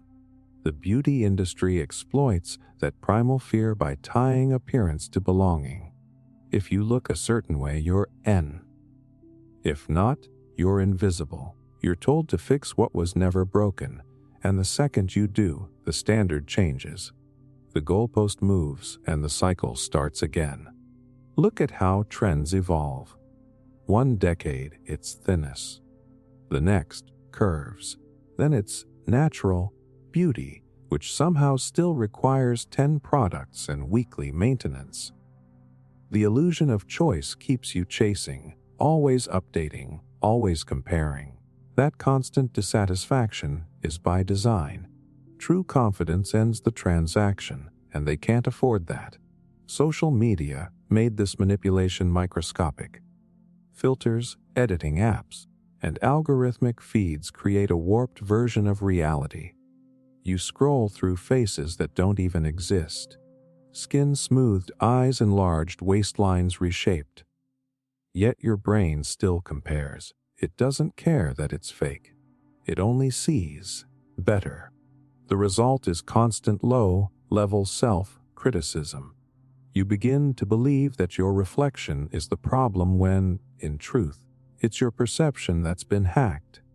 Even the word self-care has been hijacked.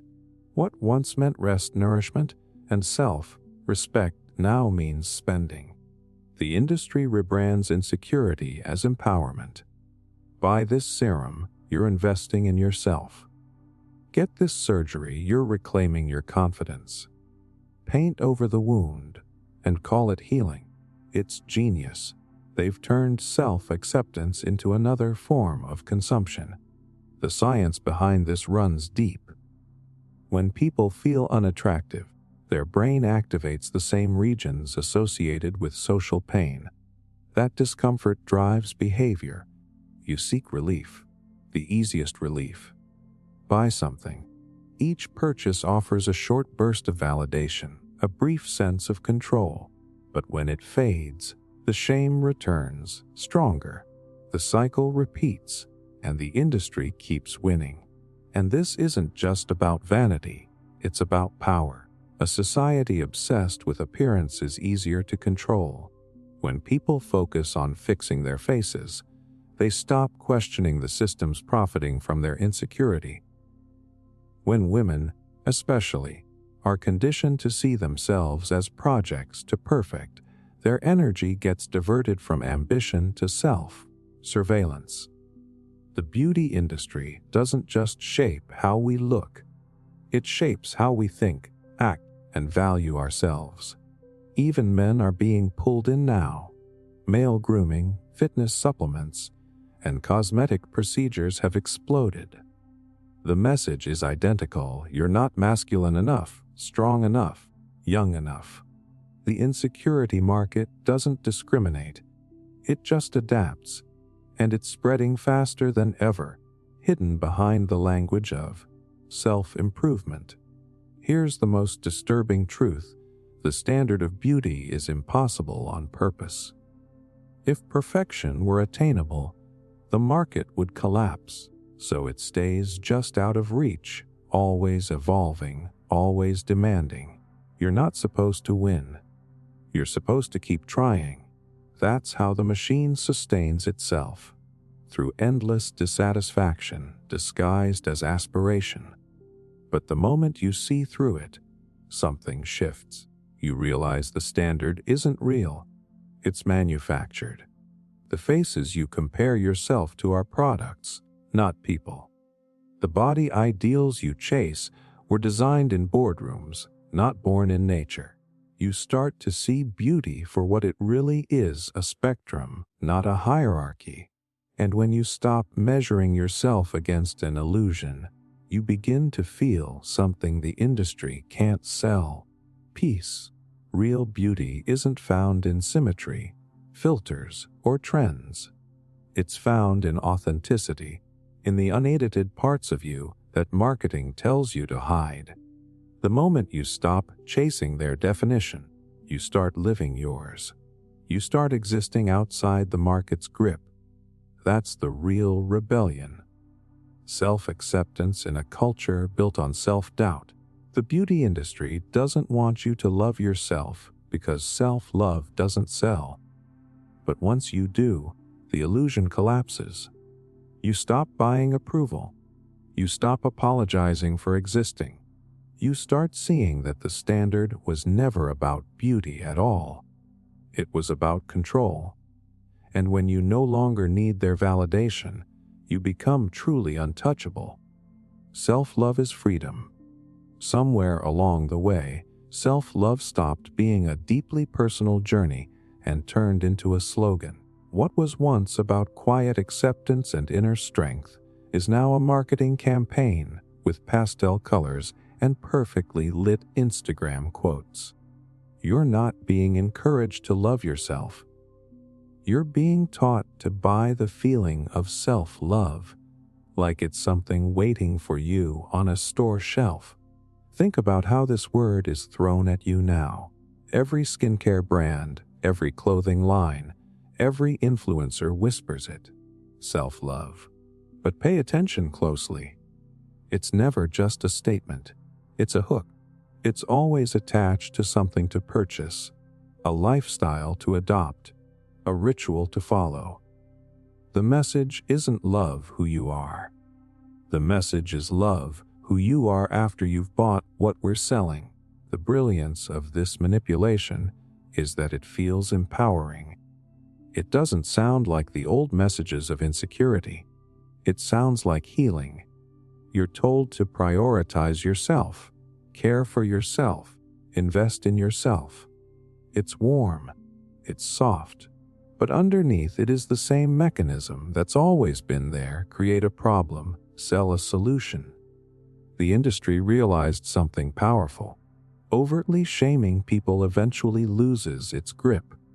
But dressing insecurity in the language of empowerment, that's unstoppable. If the old marketing said, "You're not enough," the new marketing says, "You'll finally feel enough when you treat yourself right." And of course, treating yourself right looks suspiciously like spending money. You're not just buying a product. You're buying a sense of self. That new moisturizer isn't just supposed to make your skin glow. It's supposed to make you feel worthy. That gym membership isn't just about health. It's about becoming the best version of yourself. That trip isn't just a vacation. It's self-discovery. Everything is packaged as a form of self-love, because self-love has become the most profitable story on the market. And here's the subtle cruelty of it. The more you buy into the commercial version of self-love, the further you drift from the real thing. Because real self-love isn't loud. It isn't branded. It doesn't require proof. It doesn't depend on how many candles you light, how many spa days you book, or how many affirmations you post online. Real self-love is quiet, messy, deeply personal, and often invisible. But invisible doesn't sell, so they make it look glamorous. The psychology behind this is precise. Humans crave identity. When life feels uncertain, attaching to a narrative feels safe. So when self-love is sold as an identity, a lifestyle you can wear, display, and broadcast, it feels comforting. But it's not growth. It's performance. You end up performing self-love for the world while secretly still feeling empty inside. Because no matter how much you buy, self-worth can't be purchased. And it doesn't stop at products. Whole industries are built on selling empowerment. Retreats, workshops, courses, even therapy, adjacent content, all promising to help you love yourself for a price. It's not that all of it is bad, but the way it's positioned often reinforces the same idea you're trying to escape, that you are lacking until you consume. The self-love market is clever because it doesn't fight your insecurity. It feeds on it gently. It tells you you're almost there. You're almost whole. Just one more product, one more experience, one more upgrade. It's not the screaming of old marketing. It's a soft voice in the dark, disguised as a friend. And social media makes it even easier for this strategy to thrive. Every post labeled self-care looks like perfection. Flawless skin, cozy robes, candles lined up just right, serene smiles. It's not self-love. It's a staged performance designed to trigger comparison. You start thinking self-love looks like that, and because your life doesn't, you assume you're doing it wrong. So you chase it harder. You spend more. You post more. You try to become the brand's version of empowered. But here's the truth they won't tell you. Real self-love isn't pretty. It's not a luxury. It's not an aesthetic. Sometimes it looks like saying no to people you've always said yes to. Sometimes it looks like crying alone in silence and letting it be okay. Sometimes it's sitting in the mess of your own thoughts and choosing not to run from them. And none of that can be packaged or sold. When self-love is stripped down to its real form, it stops being profitable. That's why companies bend it into a product. Because a truly self-loving person is harder to manipulate. If you accept yourself as you are, you stop needing external validation. You stop needing them. And that's the last thing they want.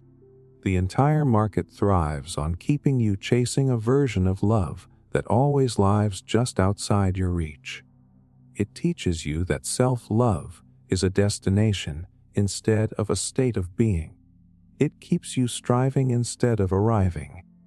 But here's the twist: self-love isn't something you find. It's something you stop abandoning. It's what's left when you stop trying to earn your own acceptance. Once you understand that, you start to see the game for what it is.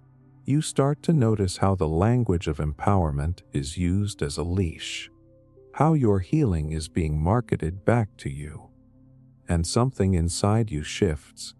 You no longer confuse softness with sincerity. You no longer mistake a scented candle for self-worth. This isn't about rejecting every product.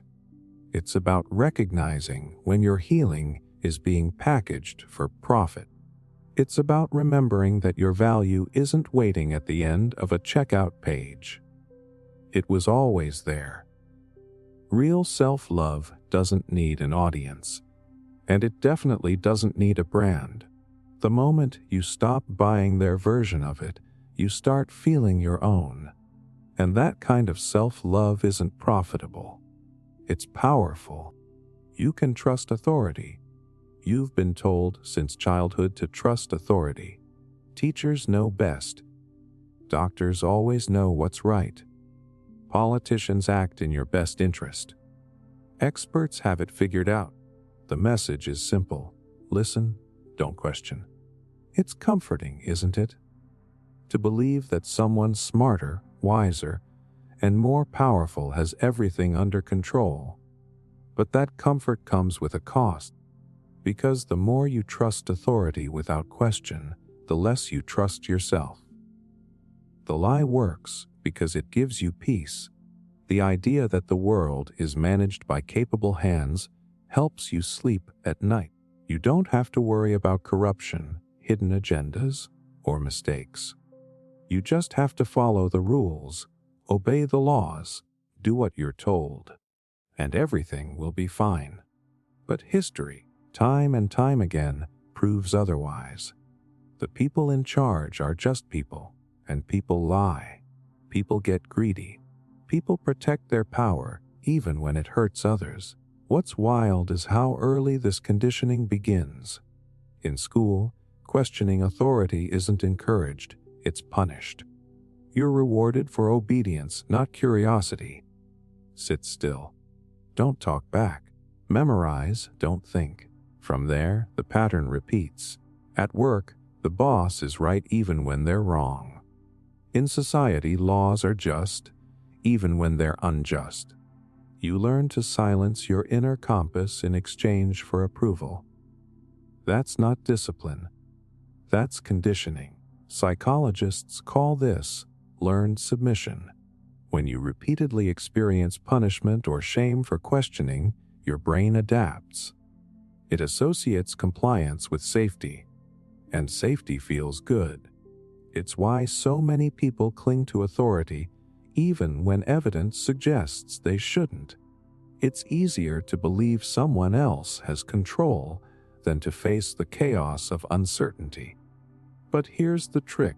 Real authority doesn't ask for blind trust. It earns it. It's transparent, accountable, and open to challenge. The false kind, the kind that thrives on control, demands obedience. It hides behind complexity. It tells you that you wouldn't understand, that it's too complicated, that you should just let the experts handle it. And that's where the manipulation begins. Governments, corporations, media outlets, they all use authority as a shield. The tone of certainty, the suits, the headlines, the credentials, all designed to project competence. Because if they sound confident, you won't ask questions. And if you don't ask questions, they can shape your reality however they like. This is how control sustains itself, not through violence or force, but through belief. Think about how the word official changes perception. If something is labeled official, it instantly feels trustworthy, even if you have no idea who made it official. We equate authority with truth automatically. It's a mental shortcut.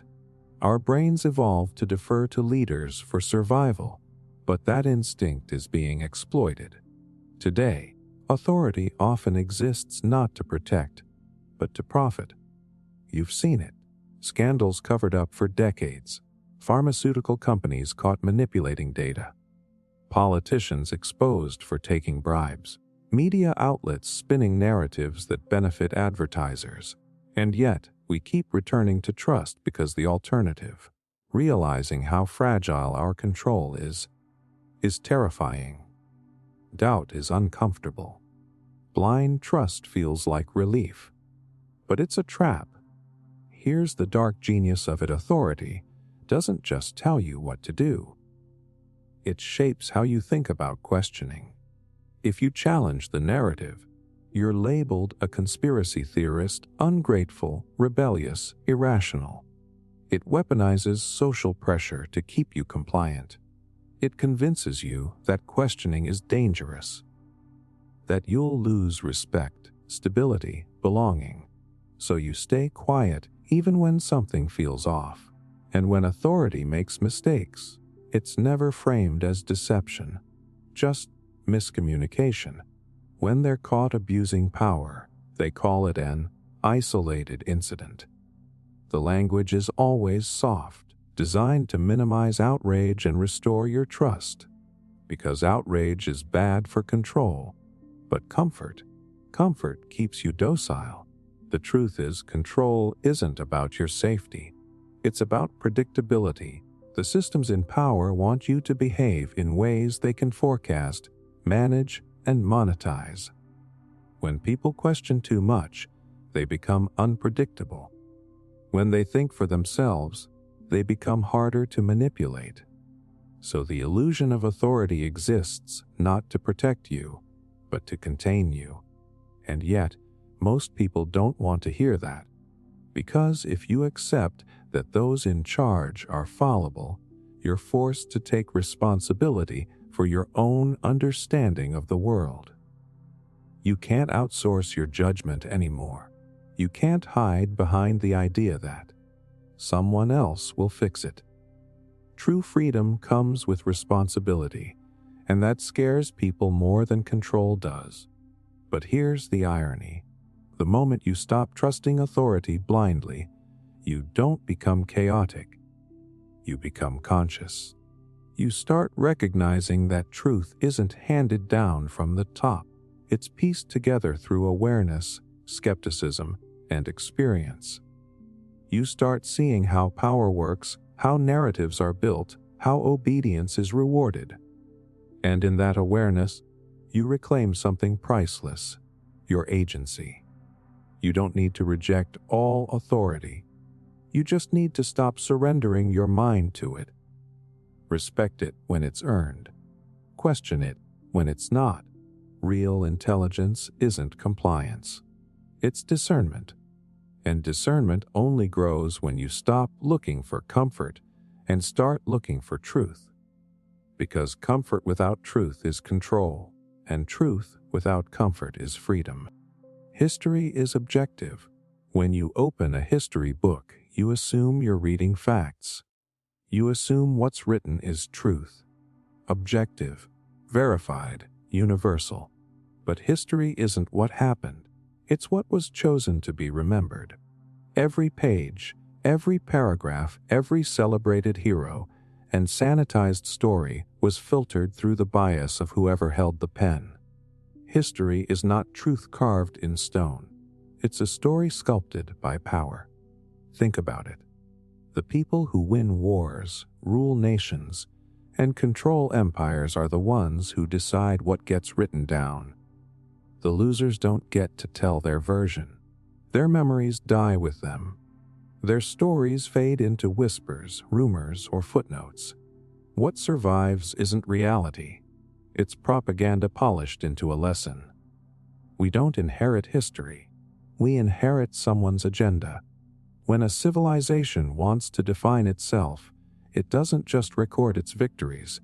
It rewrites its sins. It edits the cruelty, the exploitation, the manipulation until it all sounds noble.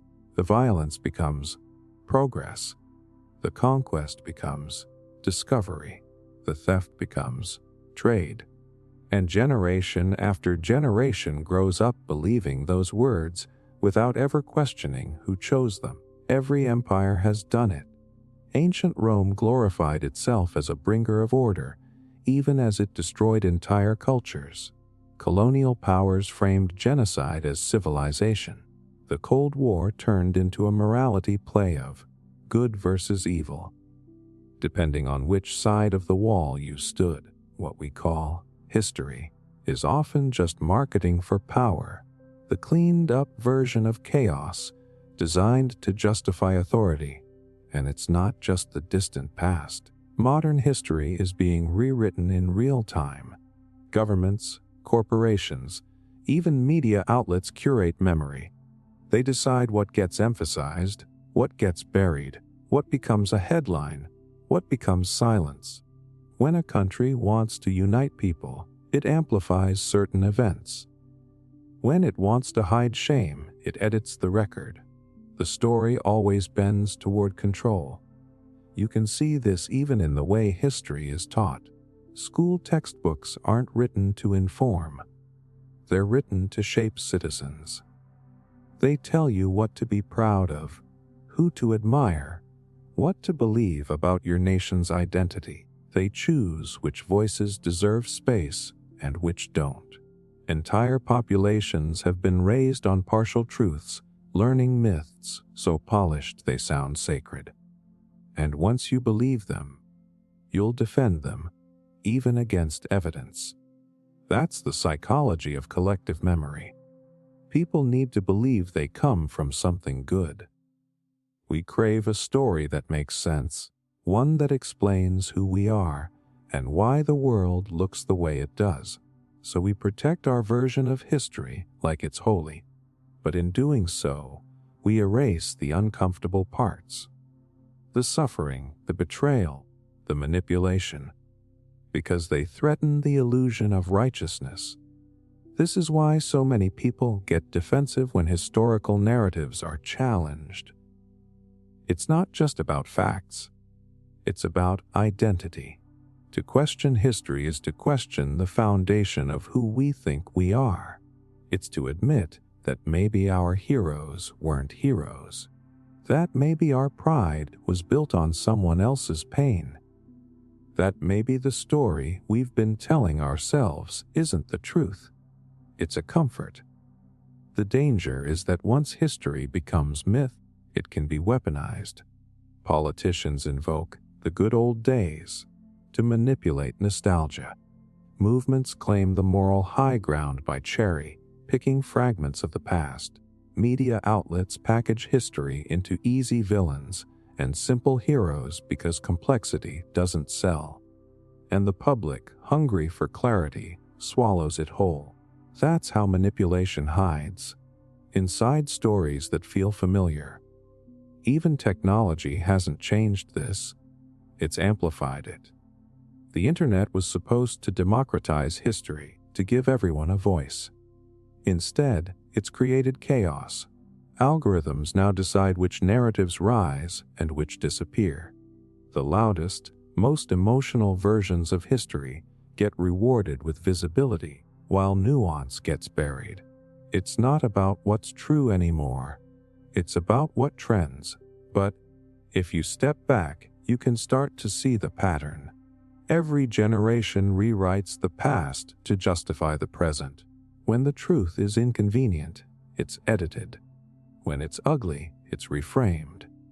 When it's powerful, it's erased. And the more you realize this, the more you understand that history isn't a record. It's a mirror reflecting who's in control at any given moment. Yet there's hope in that realization, because once you understand that history is written by the powerful, you can start listening to the powerless. You can seek the voices that were silenced, the letters, the journals, the oral traditions, the stories that survived in fragments. You start piecing together something closer to reality. Not the polished version, but the human one. Messy, painful, contradictory, alive. The truth doesn't disappear. It hides in the margins. It whispers through the cracks of official records. And if you care enough to look for it, you'll find it.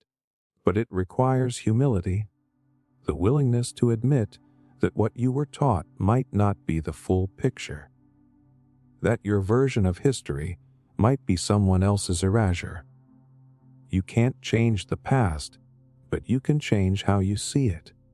You can stop mistaking the winner's stories for truth and start treating history as a conversation, not a commandment. Because history isn't objective, it's contested. And the moment you realize that, you stop being a passive consumer of it and start becoming an active interpreter. The past doesn't belong to those who wrote it. It belongs to those who keep questioning it. Retirement is when you start living. You've been told to work hard now so you can finally live later. save, grind, sacrifice your time, your energy, your dreams. Because one day, when you're old enough, you'll get to enjoy it all. That's the promise of retirement. The finish line. The light at the end of the tunnel. But what if that light isn't freedom? It's just another illusion. The idea sounds noble. Put in decades of effort, climb the ladder, be responsible, and eventually you'll have the money and time to do what you love. But the truth is, this dream was never built for you. It was designed to keep you compliant, to make you trade the best years of your life for a version of happiness that may never arrive. Retirement isn't the reward for your labor. It's the leash that keeps you running. Here's what most people don't realize: the modern concept of retirement was invented less than a century ago, not as a path to freedom, but as a tool for economic efficiency. Companies and governments needed a way to move older workers out and younger ones in without social backlash, so they sold the idea of a golden age, a peaceful reward at the end of a lifetime of obedience. It wasn't about giving you rest. It was about managing labor. And it worked.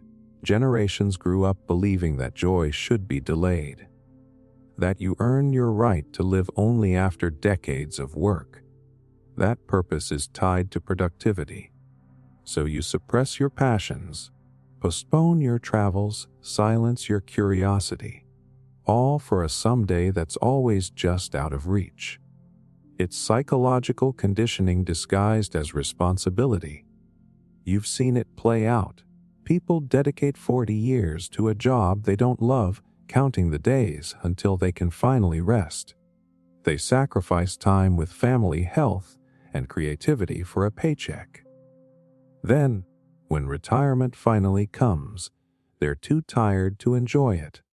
Their health is gone, their spark is dimmed, and the habits of self-denial are too deeply ingrained to break. They spent their youth rehearsing how not to live, and by the time they're free, they've forgotten how. The most tragic part is how normalized it all feels. Society praises the workaholic. It glamorizes burnout as ambition. It calls the restless grind hustle culture, as if exhaustion is a badge of honor.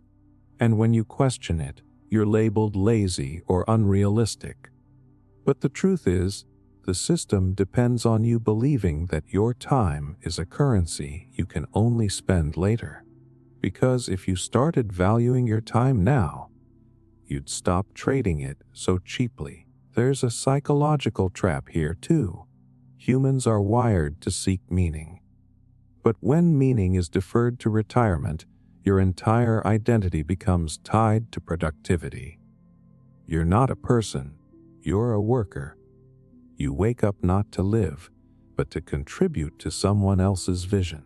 And every paycheck becomes proof that you're doing the right thing. You start to equate self-worth with business. And that's exactly how the system keeps you in place. Even the financial narrative reinforces the illusion. You're told to invest, save, and sacrifice so that one day you'll have enough to stop working. But enough keeps changing. Inflation rises, costs grow, life expectancy shifts, and the companies managing your money, they profit every single year you keep chasing the dream. The longer you run toward retirement, the more they win. And here's the irony. The idea of retirement implies that living and working are separate things. But for most of human history, they weren't. People lived and worked in rhythm with their community, their craft, their passions. Work had meaning because it was connected to life, not detached from it. The separation only appeared when industrial society needed workers who would trade freedom for stability. Retirement became the carrot that made the treadmill bearable. But what if you stopped believing in that carrot? What if you decided that life isn't something you earn? It's something you live. Now, imagine measuring success not by how much you've saved for someday, but by how deeply you experience today. Imagine defining wealth not as financial security, but as the freedom to choose how you spend your time. That doesn't mean abandoning responsibility. It means redefining it. Responsibility isn't giving your youth to a system that promises you comfort when you're old. It's designing a life where you don't have to postpone joy. It's realizing that freedom isn't a destination. It's a daily decision. Because here's the hard truth, most people don't fear death. They fear reaching the end and realizing they never truly lived. That they followed the plan, obeyed the system, saved all the right percentages, and still ran out of time before they ran out of dreams. If you've ever heard someone say, "I'll travel when I retire," or "I'll rest when I'm done working," ask yourself, what if that day never comes? What if the point of life was never to arrive at freedom, but to experience it in moments along the way? The system thrives on your delay, but life doesn't wait. You don't have to reject work. You just have to stop worshiping it. You can create, contribute, build, and still live. You can structure your life around purpose, not just profit. You can choose balance now instead of begging for it later. Because the moment you stop treating life like a waiting room for retirement, you start actually living. Retirement was never the starting line for freedom. It was the finish line designed to keep you running in circles. The real rebellion isn't quitting your job. It's refusing to postpone your joy, because the biggest lie society ever sold you is that life begins when work ends. It doesn't. It begins when you decide your time is already yours. The 9-to-5 life equals stability. You've been told that the 9-to-5 life is stability. That a steady job, a regular paycheck, and predictable hours equal safety. The message is everywhere. In your parents' advice, in school career talks, in every movie that glorifies the hardworking employee.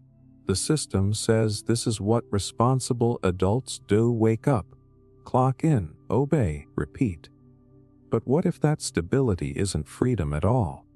What if it's just a cage, carefully decorated to look like comfort? Let's be honest. The 9-to-5 model wasn't designed for human fulfillment.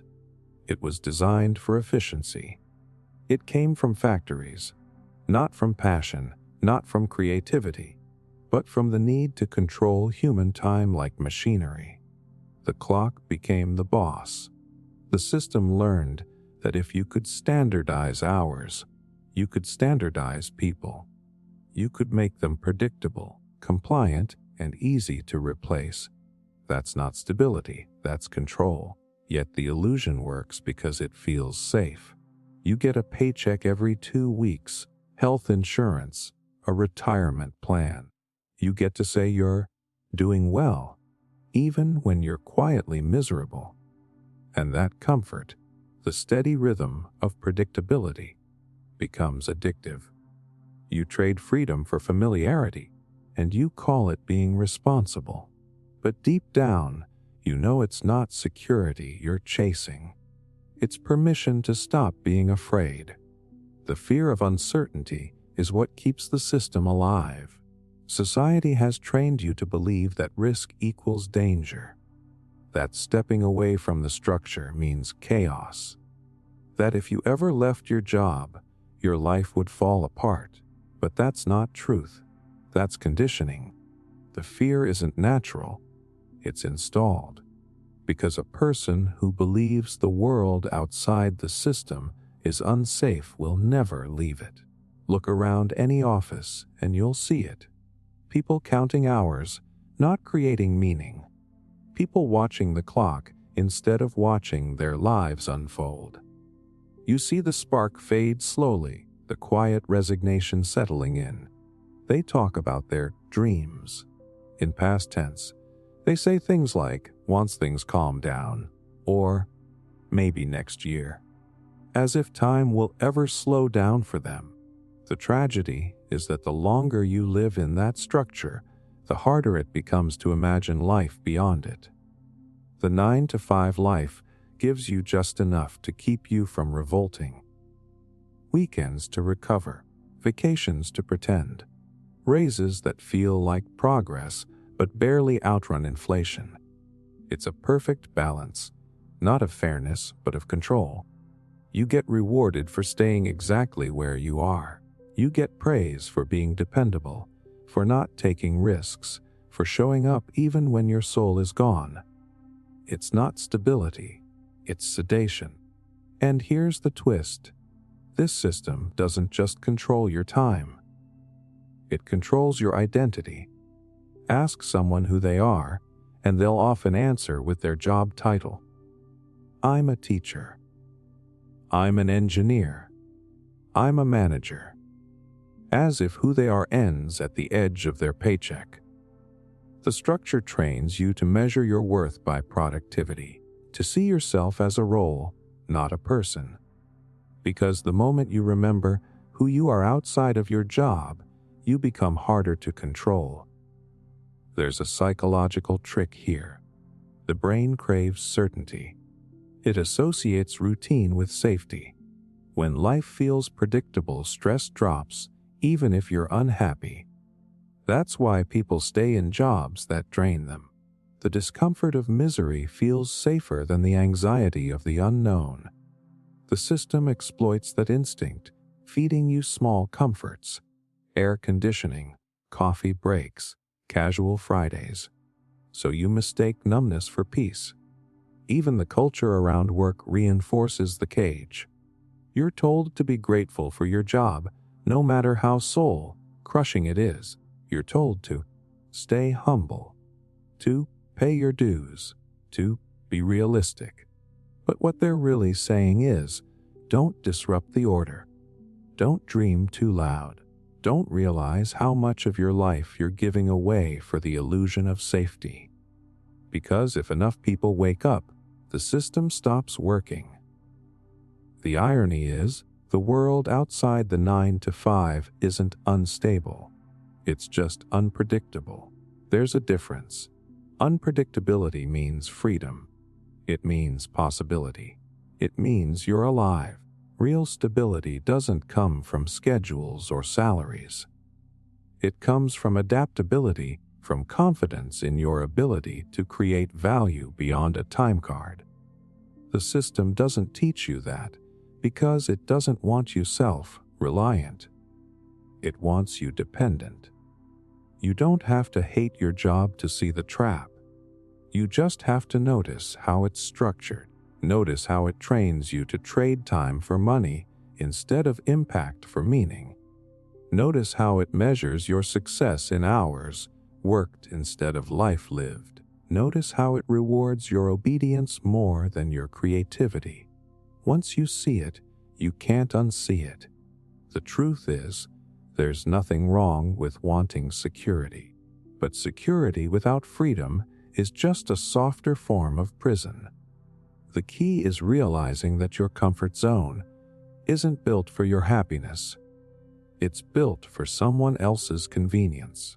You don't escape the cage by burning it down. You escape it by seeing it for what it is, and then choosing to live deliberately, not automatically. You can still work a job. You can still earn a living, but you can do it on your terms. You can design your days instead of renting them out. You can trade stability for flexibility, certainty for authenticity, because the real danger isn't losing your job, it's losing yourself in it. The 9-to-5 life promises safety but delivers sedation. It offers predictability but steals possibility. It gives you structure but takes your spark. The comfort isn't freedom, it's decoration on the bars of a cage. And the moment you stop mistaking comfort for control, You start realizing you were never meant to live inside someone else's schedule. Success equal wealth. From the moment you could dream, you were told what success looks like. A big house, a fancy car, a high-paying job, a number in your bank account that proves you've made it. Society's definition is clean, measurable, and easy to sell. Success equals wealth. That's the equation. That's the story. And that story has quietly shaped everything. Your ambitions, your self-worth, even the way you measure happiness. But what if it's a lie? What if chasing that version of success is the very reason so many people feel empty once they get there? Here's the thing no one tells you: wealth was never supposed to define success. It was supposed to serve it. Money is a tool. It amplifies what's already there. If you're fulfilled, it gives you options. If you're lost, it just builds you a bigger maze. But somewhere along the way, society flipped the formula. It made wealth the goal instead of the byproduct. And the moment that happened, success stopped being about meaning. It became about comparison. Think about how deeply this runs. As kids, we're asked, "What do you want to be when you grow up?" But what we really hear is, "How do you plan to make money?" Every dream gets translated into an income bracket. The artist learns to fear being broke. The teacher is told their passion won't pay. The dreamer trades creativity for stability. And so we grow up equating worth with wealth, even though we all know people with plenty of money who feel miserable, disconnected, and hollow inside. The brilliance of this lie is that it never feels like manipulation. It feels like motivation. You see success stories of millionaires, influencers, entrepreneurs, the highlight reels of luxury, freedom, ease. You don't see the burnout, the loneliness, the identity crisis that often comes with it. Because if you did, the illusion would break. The system depends on you believing that happiness sits behind a paywall. It needs you to keep chasing, and when you finally start earning more, it feels good for a while. The dopamine rush of a promotion, a new car, a bigger house, but soon it fades. You adapt. Psychologists call it hedonic adaptation. It's the brain's way of normalizing success until it feels ordinary again. So what do? You chase the next milestone, the next number. You tell yourself, once I reach that, then I'll feel satisfied. But the goalpost keeps moving. The hunger never stops because the definition itself is broken. The problem isn't money, it's meaning. Most people don't actually want wealth. They want what they think wealth brings: peace, freedom, respect, security. But those things aren't for sale. They come from self-awareness, not accumulation. You can't buy peace if your mind is chaotic. You can't buy respect if you don't respect yourself. You can't buy freedom if your identity depends on validation.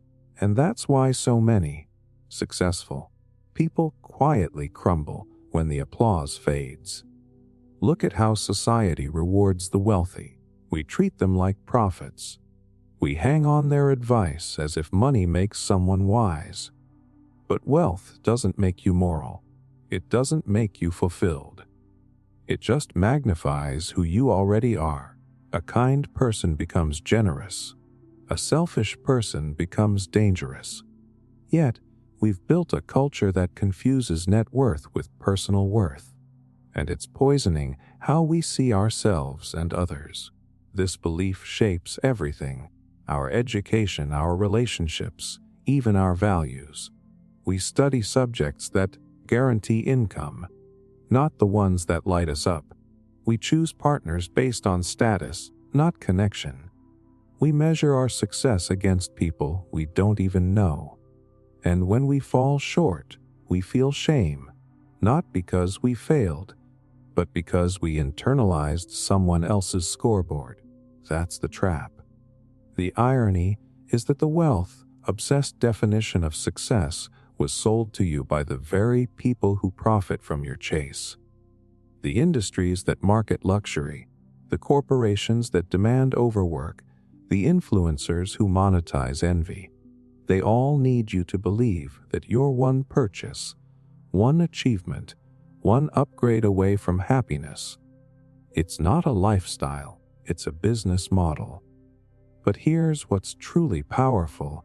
When you strip away the noise, success becomes something completely different. It's not a dollar amount, it's alignment. The feeling that your daily life reflects your values, your purpose, your joy. Success is waking up excited, not exhausted. It's having enough, not needing endless more. It's building something that feeds your soul, not just your bank account. And once you redefine it that way, you start seeing how hollow the old version really was. You notice that wealth without meaning feels like eating sugar for dinner. Satisfying for a second, sickening in the long run. You start craving depth instead of display, fulfillment instead of flexing. You realize that true stability doesn't come from your savings. It comes from knowing who you are when everything external disappears. That's the secret the system doesn't want you to know. You don't need to be rich to be successful. You just need to live on your own terms. Because when you define success by wealth, someone else controls the game. When you define it by authenticity, no one can take it from you. Maybe the real measure of success isn't how much you've earned, but how much of yourself you haven't lost in the process. Because at the end of your life, no one remembers the numbers. They remember the impact, the moments, the love, the peace, the laughter that wasn't bought but lived. Money can build you a mansion, but it can't make it feel like home. It can buy you time, but not purpose. It can fill your hands, but never your heart. Success isn't about how high you climb. It's about how deeply you live while you're here. Failure is bad. From the moment you could fall, someone was there to tell you not to. Don't mess up. Don't get it wrong. Don't fail. That's the programming. From school to work to life, you were taught that failure is something to avoid at all costs. A sign of weakness, a mark of incompetence. But here's the thing, that fear of failure is the very reason most people never grow. Because in reality, failure isn't the opposite of success. It's the process that builds it. Society just trained you to see the bruise, not the breakthrough. Think back to your earliest lessons. In school, you learned to chase the right answers, not the right questions. You got rewarded for perfection, punished for mistakes. Red marks on papers didn't just correct. They conditioned. They taught you that being wrong equals being bad. That making a mistake means you're behind. That the goal isn't learning, it's performing. And that conditioning sticks. By the time you're an adult, you're so afraid to fall that you never even climb. The system loves that fear, by the way, because people who are afraid to fail don't take risks. They don't challenge authority. They don't innovate.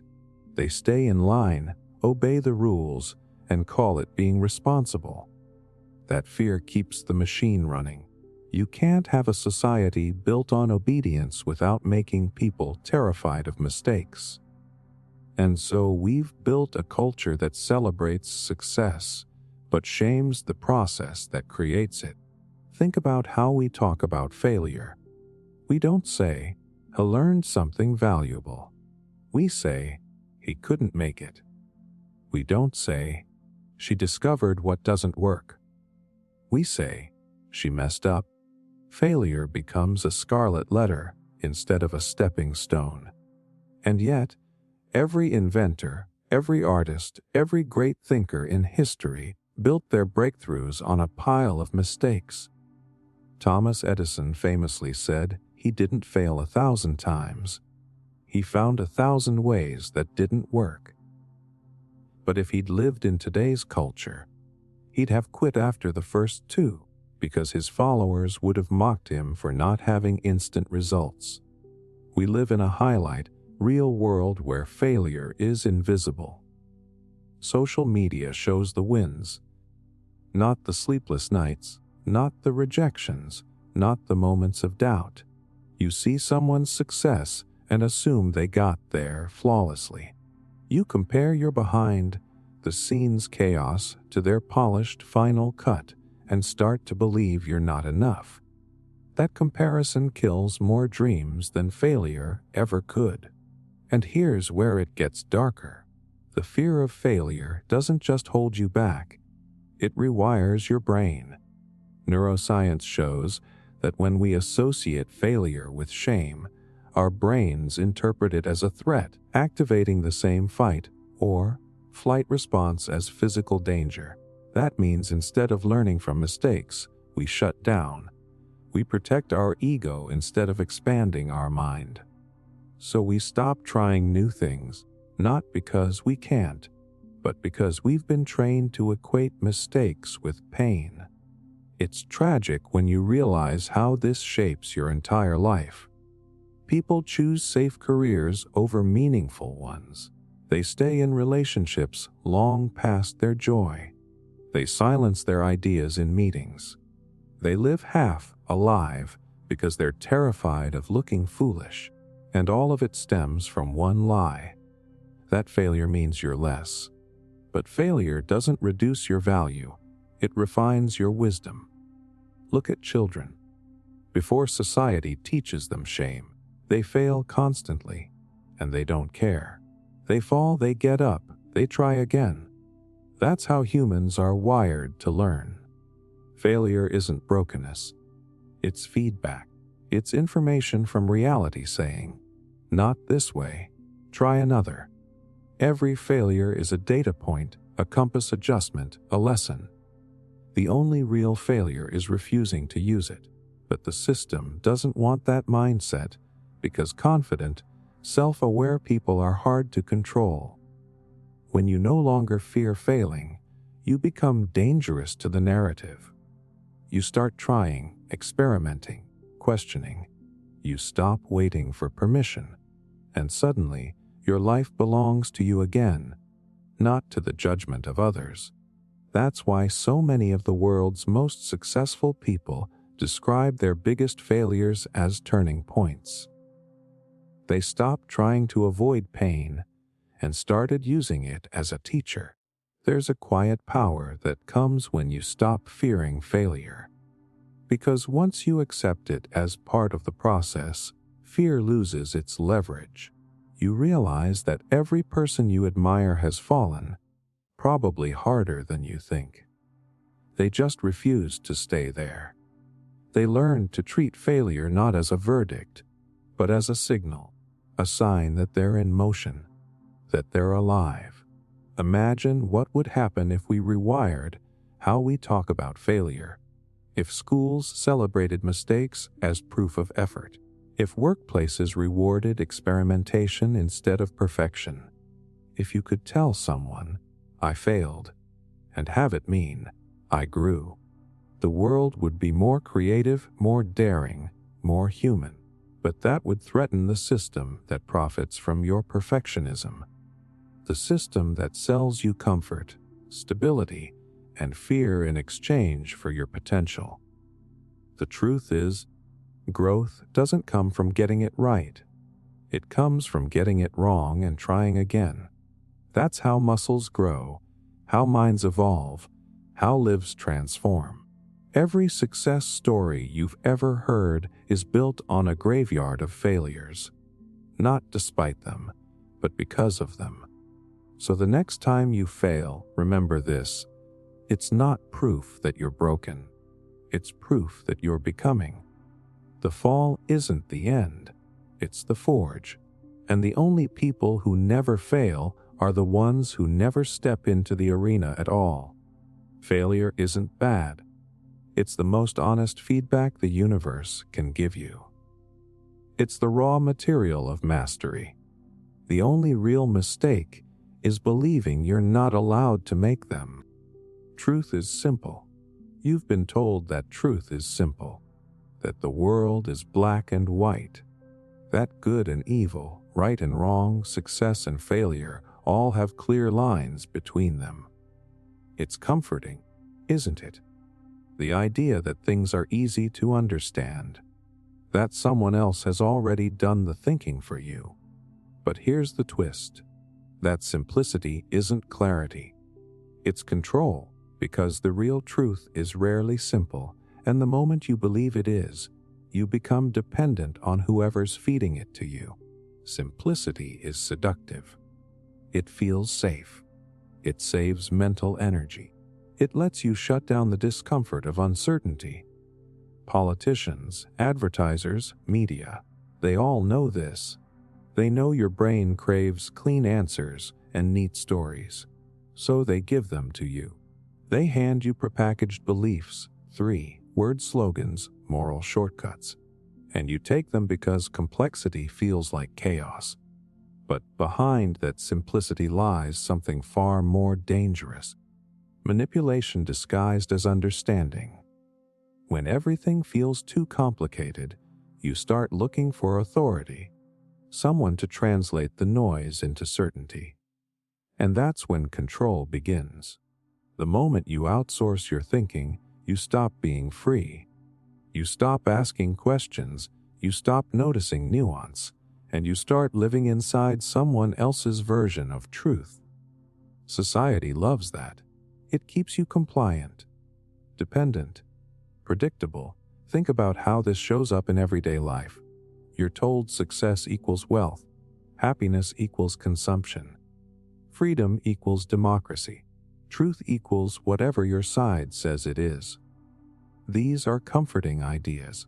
They fit neatly into tweets, headlines, and motivational quotes. But they flatten the world. They hide the machinery underneath.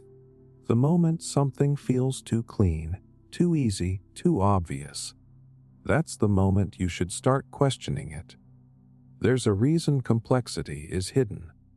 Because complexity requires time, thought, and humility. It requires you to say, "I don't know," which is dangerous in a system built on people who think they do. Power thrives on simplicity because complexity empowers individuals. Once you understand how layered the world really is, how economics, psychology, culture, and emotion all weave together, you stop falling for slogans. You stop being sold to, and that makes you unprofitable. Look at politics. Every issue is presented as two sides. Whose versus them? Left versus right. Heroes and villains. But real life doesn't work that way. Real life is messy, tangled, full of contradictions. The more complex an issue, the more it gets simplified for public consumption. Why? Because complexity demands thought, and thought slows obedience. People who think deeply hesitate before choosing sides, and that hesitation threatens control. Or look at media. News networks package stories like entertainment, not education. They pick a narrative, strip away nuance, and feed it back to you as truth. Because complexity doesn't sell. Outrage does. Certainty does. A complicated truth can't compete with a simple lie told confidently. And so the public stays hooked, angry, confused, and dependent on their favorite sources to interpret reality for them. Even education, the place that should teach us to think critically, often rewards memorization over exploration. Students learn to repeat, not to question. They're trained to believe that answers already exist. That truth is fixed and simple, not evolving and contextual. By the time we're adults, we've forgotten how to sit in uncertainty without panicking. But here's the irony. The world is built on complexity. Nature, physics, psychology, society. None of it fits into a single, simple answer. Life itself is a web of interconnected systems. When you simplify it too much, you lose understanding, you lose agency. And that's the point. The system doesn't want thinkers, it wants believers. It wants people who follow clean narratives, not those who pull at the threads and expose the patterns underneath. There's a psychological mechanism behind this too. It's called cognitive ease. Your brain prefers information that's simple, familiar, and emotionally satisfying. Complex ideas trigger discomfort. So instead of exploring them, most people retreat to what feels certain. This is why misinformation spreads faster than facts. Because simple feels true, even when it isn't. And that's why you're surrounded by oversimplifications. In marketing, politics, religion, self-help, every system with power over you reduces the world to digestible pieces so you don't see the whole picture. They tell you, just trust us. We'll handle the details. And every time you accept that trade, you give away a piece of your autonomy. The tragedy is, we've started confusing simplicity with wisdom. We praise quotes that sound deep because they rhyme or fit on a screen, while ignoring ideas that require effort to understand. Real wisdom doesn't fit into a sound bite. It's not a slogan or a tweet. It's the willingness to wrestle with complexity. To admit that truth is layered, conditional, sometimes even contradictory. That's not weakness. That's maturity. So what does this mean for you? It means the next time something feels too simple, pause. Ask what's being left out. Ask who benefits from your belief. Ask why this version of truth feels so easy to swallow. Because truth isn't meant to sedate you. It's meant to challenge you. If it never makes you uncomfortable, it's probably not truth. It's marketing. And maybe that's the real rebellion. To think for yourself even when it's hard. To stop craving simplicity and start embracing nuance. Because the moment you do, you become harder to manipulate. You start seeing the threads connecting everything. How economics affects psychology, how media shapes perception, how fear drives obedience. You start realizing that the simple truth is just the first layer of a very deep maze. The truth isn't simple because the world isn't simple. It's complex, dynamic, full of contradictions. And that's what makes it real. Complexity isn't confusion. It's freedom. Because when you understand how deep the system goes, you stop needing anyone to explain it for you. You start trusting your own mind again. And that's the kind of independence the system fears most. Advertising is harmless. You've been told advertising is just information, just ideas, just a little nudge to let you know what's out there, harmless. Fun, maybe even helpful. But here's the reality. Advertising isn't about helping you. It's about shaping you. Every commercial, every social media post, every billboard isn't a suggestion. It's a carefully calculated psychological attack designed to influence your thoughts, your desires, and your behavior without you even realizing it. Think about the last time you bought something you didn't need. Maybe it was a gadget, a clothing item, a subscription. Now rewind a few hours. How many ads did you see? How many subtle messages nudged you toward that purchase? They weren't random. They were engineered using decades of psychological research into human behavior.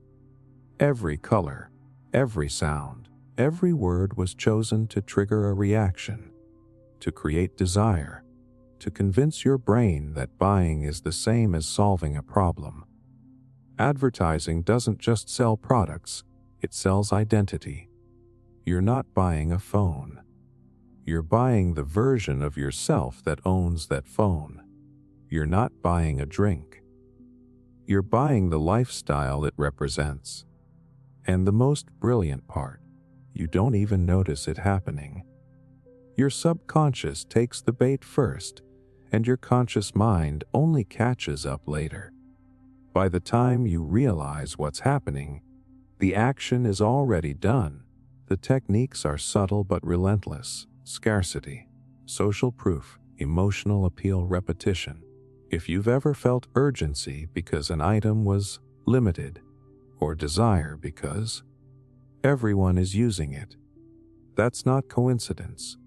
That's behavioral science at work. Companies spend billions on figuring out exactly how to make you feel lacking, incomplete, or left out, and then offering a product as the solution. It's not marketing, it's manipulation. Even the language of advertising is engineered to bypass logic. Luxury, exclusive, premium, essential. Each word is chosen to appeal not to reason, but to emotion. Your brain craves status, acceptance, pleasure. Advertising taps into those primal drives. It doesn't argue with you. It seduces you, and humans are hardwired to respond. It's not persuasion. It's hijacking desire. Social media took this to another level.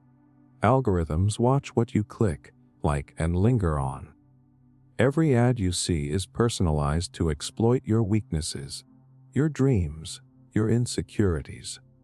You think you're in control of your attention, but the platform knows you better than you know yourself. And the more it knows, the more it can manipulate your choices without you even noticing. Your preferences, your habits, your sense of self, all shaped by invisible forces. Even subtle forms of advertising are manipulative. Product placement in shows and movies. Influencers wearing clothes or using gadgets. The line between recommendation and promotion blurs, and suddenly your choices are no longer yours. You think you're authentic. You think you're deciding freely. But every nudge, every exposure, is carefully calculated to trigger compliance. And the scary part, the more you resist, the more sophisticated it gets. Ads learn. Algorithms adapt. The system is designed to get under your radar, to exploit your blind spots, to make you act without realizing the influence was ever there. You're trained to think you're rational, but your subconscious doesn't care about rationality. It reacts to emotion. And advertising is all emotion, all the time. Even worse, advertising doesn't stop at products. It shapes culture, norms, and values. What's beautiful? What's successful? What's cool? It molds your desires, your ambitions, your very sense of self-worth. It doesn't just tell you what to buy. It tells you who to be. And most people never question it because it's invisible. It's just the background music of life. The most powerful thing about this manipulation is how it hides behind pleasure. You feel excitement when you see something new. You feel satisfaction when you buy it. You think it's your choice, and in a way, it is. But only within the limits the advertisers set. The illusion of choice keeps you compliant. You're free to choose between the options they designed for you, but the bigger picture, your autonomy, your values, your attention, is already being sold. And that's why advertising is anything but harmless. It doesn't just influence purchases. It influences behavior, self-perception, and culture. It turns insecurities into products, desires into transactions, identity into consumption. It teaches you to believe that happiness, validation, and meaning come from external objects, not internal understanding. Once you see through it, something changes. You start recognizing the nudges, the triggers, the subtle manipulations. You start questioning your desires. Is this what I truly want? Or is it what someone spent millions to convince me to want? And once you reclaim that awareness, the power of advertising over you begins to crumble. It's not about avoiding products. It's about refusing to surrender your mind. Because advertising may be everywhere, but your attention is yours to give. The moment you realize that, you stop being a consumer of manipulation and start being a conscious participant in your own life. It's just entertainment. Pop culture feels harmless, doesn't it? Movies, music, TV shows, video games. It's just entertainment. Something to pass the time, something fun. But the reality is far more insidious. Pop culture isn't neutral. Every storyline, every song, every character is subtly shaping the way you think, feel, and even behave.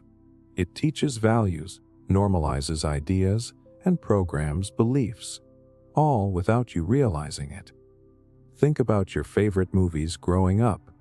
The heroes you admired, the villains you feared, the lessons you took away. You probably didn't notice it at the time, but those stories weren't just stories. They were frameworks. They taught you what it means to be brave, what it means to love, what it means to succeed. They whispered what kinds of people get rewarded and what kinds get punished. And you absorbed it without questioning. That's the genius of pop culture. It convinces you that you're choosing freely while quietly steering your mind. Music works the same way. Lyrics aren't just about rhythm and rhyme. They're about emotion, identity, and desire. Think about the songs that stick in your head, the ones you play over and over. They reinforce moods, attitudes, and even social norms. They create a soundtrack for your worldview. And when billions of people hear the same messages repeated, patterns emerge. Pop culture becomes a collective conditioning machine. Advertising and marketing tap into this too, but pop culture is more powerful because it doesn't feel manipulative. It entertains, it charms, it makes you laugh, cry, and cheer. But while you're emotionally engaged, it's embedding ideas about gender, beauty, success, morality, and power into your subconscious. Every character archetype, every plotline, every trope is a lesson. Every time the protagonist wins through violence, cunning, or conformity, your brain internalizes it. Every time the villain is punished for defiance, the message is reinforced. Social media amplified this influence exponentially. TikTok trends, viral challenges, memes. They are modern rituals. They teach behavior, reward conformity, and normalize certain attitudes. The pressure to participate, the desire to fit in, the constant exposure to curated lifestyles.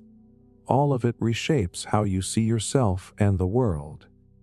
You don't just watch pop culture anymore. You live in it. You breathe it. It becomes the lens through which you interpret life.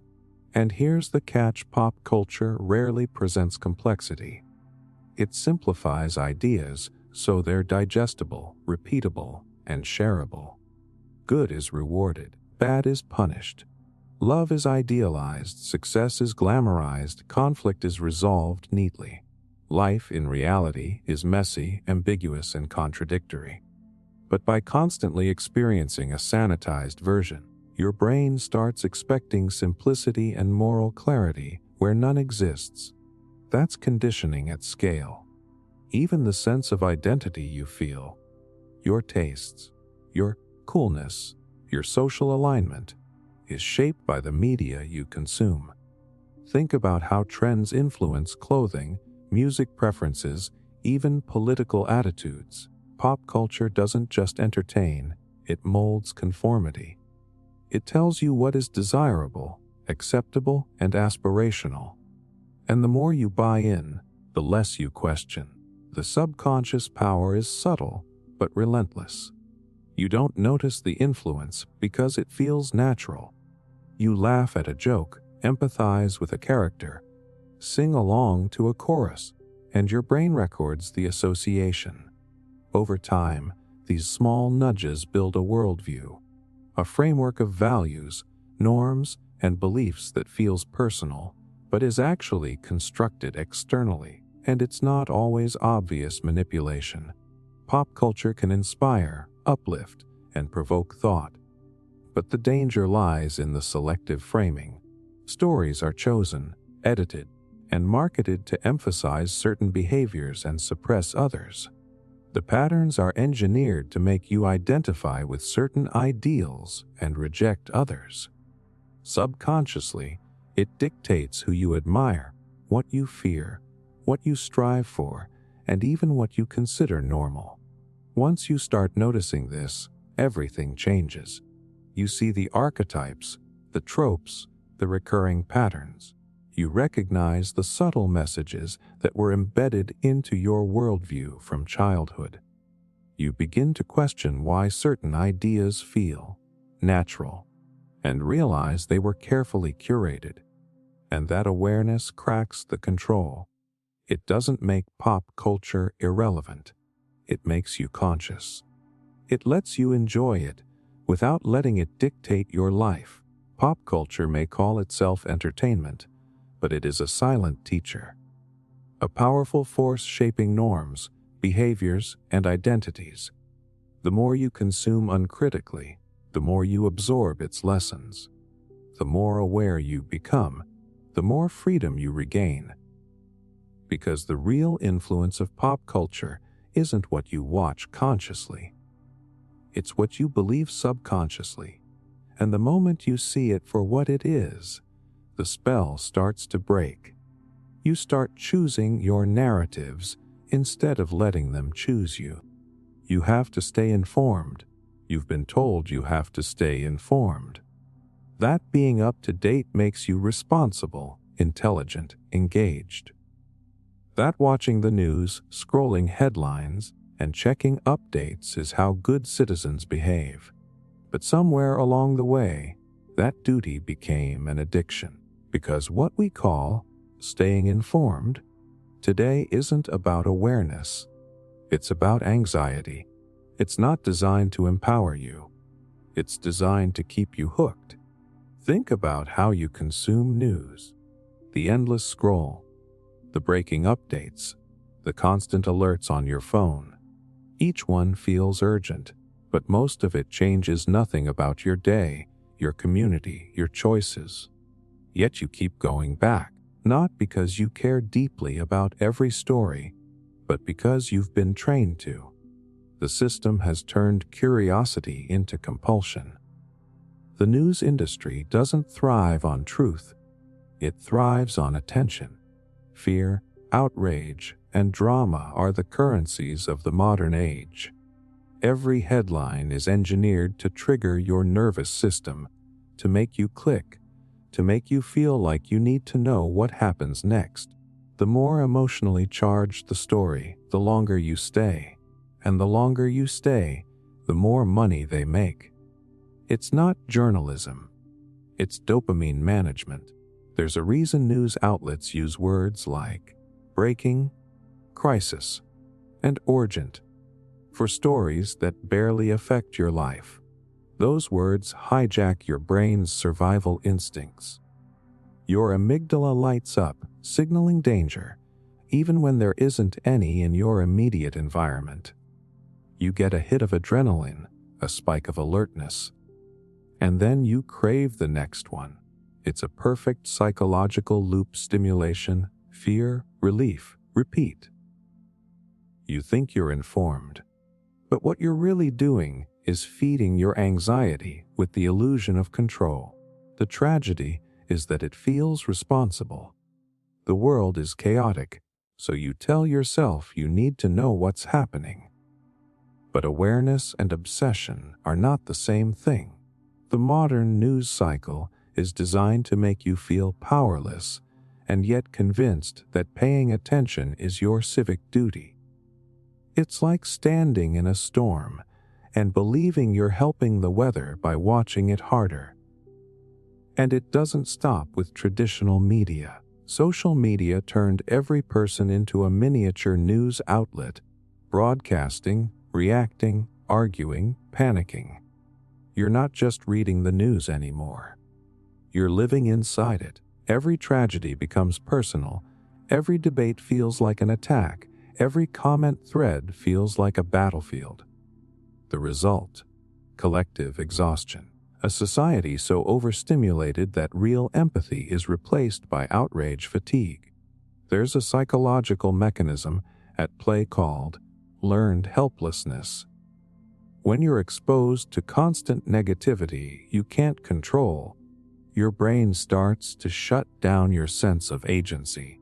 You stop acting. You just consume.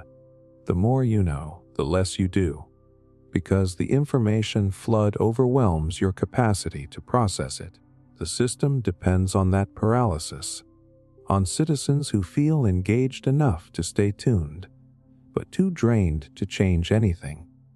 And yet, if you stop watching, you're made to feel guilty. Don't you care about the world? That's the trap. The idea that detachment equals ignorance. But the truth is, the most informed people aren't the ones glued to the screen. They're the ones who know when to look away. The ones who filter noise from signal, who seek understanding instead of updates, who value depth over drama. The news doesn't want you calm or clear-headed. It wants you addicted. That's why every outlet, left or right, uses the same psychological playbook. They give you a villain to hate, a hero to root for, and a cycle that never ends. It keeps you emotionally invested in a story that's constantly shifting but never resolving, because resolution means closure. And closure means you stop watching. It's not that information is bad. It's that the way it's delivered has become toxic. Constant stimulation doesn't make you informed. It makes you anxious, distracted, and easy to manipulate. When your mind is always reacting, it can't reflect. When you're always consuming, you never create. That's not awareness. That's dependency. There's a deeper reason this works. Humans are wired to look for threats. It's how we survived for millennia. The modern news cycle exploits that instinct. It keeps your mind scanning for danger that's often thousands of miles away. And because you can't do anything about most of it, you start to internalize helplessness as normal. You end up informed about everything but understanding nothing. So how do you break free? Start by recognizing that not all knowledge is useful. Being informed doesn't mean knowing every headline. It means understanding context, causes, and consequences. It means choosing information that empowers you to act, not information that drains you. Curate your input the way you'd curate your diet. Too much junk and you get sick. Limit exposure. Read slower. Go deeper. Choose long form over breaking. Replace noise with nuance. And when you feel that twitch to check the news again, ask yourself, will this change how I live, or is it just feeding my anxiety? Most of the time, the answer is obvious. You don't need to disconnect from the world to protect your sanity. You just need to stop mistaking stimulation for awareness. Because the truth is, the system doesn't need you informed. It needs you consuming. Angry, distracted, hooked. Real awareness doesn't come from knowing everything. It comes from knowing enough and having the clarity to think for yourself. The moment you stop letting the news dictate what deserves your attention, you start reclaiming your mind. And that's when you become truly informed. Everyone can be famous. Fame used to be rare. Something earned through talent, achievement, or a one-in-a-million stroke of luck. Now it feels like everyone can have it. Just post enough, share enough, be bold enough, and one day the algorithm might notice you. That's the story we've been sold. that attention is the new currency and everyone has a shot at being rich. But the truth is, the attention economy was never built to make everyone famous. It was built to make everyone hungry for fame. You see it everywhere. Kids dream of being influencers, not astronauts. Adults measure self-worth in followers and engagement rates. People don't just live experiences anymore. They document them, polish them, and wait for validation to come pouring in. It's not about what you do. It's about who's watching. Fame, even on a small scale, has become the new form of approval. But here's the twist. The system gives you just enough attention to keep you chasing, never enough to feel satisfied. The platforms reward visibility, but they also control it. Every post, every video, every thought competes in a digital lottery. The algorithm decides whose voice gets amplified and whose disappears into silence. You can spend hours creating something meaningful, and it vanishes without a trace, while someone else's impulsive 30-second clip explodes overnight. It feels random, but it's not. It's designed to keep you guessing, to make you believe that next time could be your moment. That uncertainty is what keeps billions of people posting, scrolling, and performing every single day. Fame has become democratized, but in the same way a casino democratizes luck. Everyone can play, but the house always wins. Social media companies profit from your need to be seen. They turn your self-expression into content, your attention into data, and your validation into revenue. The more you crave recognition, the deeper you get pulled into a system that thrives on your emotional volatility. They've turned your longing for connection into an economy, one where your identity is the product. And it works because attention feels like love.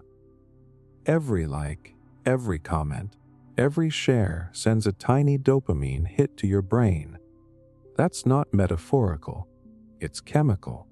Your brain reacts to digital validation the same way it reacts to social approval in real life. But unlike real relationships, this one never fulfills you. The dopamine fades fast, leaving a craving for the next hit. You start chasing the algorithm instead of your purpose. You become a performer in your own life, adjusting your personality for applause. The worst part is, it feels empowering. It feels like freedom. You can speak your truth, build a following, make an impact. And sometimes that's true. But for most people, it's a mirage. Because the system isn't built for your voice to thrive. It's built to keep you producing content, reacting to others, and staying engaged long enough to sell your attention to advertisers. The myth isn't that anyone can be famous. The myth is that fame equals freedom. Look closer at the people who do make it. The influencers, the streamers, the viral sensations. Many of them talk about burnout, anxiety, and identity collapse. When your worth depends on visibility, every day becomes a performance. Every post is a test. Every moment of silence feels like death. Because in the attention economy, irrelevance is extinction. You're only as valuable as your last post, your last view count, your last spike of engagement. The spotlight doesn't free you, it traps you. And yet, society glorifies it. Fame is sold as the ultimate achievement, the proof that you matter. But what happens when everyone is trying to be seen and no one is listening? You end up with a world full of noise, where people shout louder and louder just to be noticed. Outrage becomes strategy. Authenticity becomes a brand. Vulnerability becomes content. It's not expression anymore. It's performance dressed as honesty. This isn't to say attention is bad. Humans need recognition. It's wired into us. We crave connection, validation, belonging. But the system exploits that need. It gives you the illusion of being seen while keeping you invisible in the ways that matter most. You think you're building a following, but really you're feeding a machine that profits from your self-image. You think you're growing an audience, but you're actually growing dependence. And here's the paradox. The more you chase fame, the less free you become. You start shaping your identity to please an invisible crowd. You censor yourself, exaggerate, conform to trends. You stop living through moments and start living for them. The camera becomes your mirror, and soon you forget what it's like to exist without one. But when you step back and see the game for what it is, something shifts. You realize that attention isn't the same as meaning. That being seen doesn't guarantee being understood. That visibility without purpose is just noise. The people who truly influence the world aren't always the loudest. They're the ones who create from conviction, not desperation. The attention economy wants you to believe fame is the ultimate prize. But the real power lies in choosing what deserves your attention. Because when you stop chasing to be noticed, you finally start noticing what's real.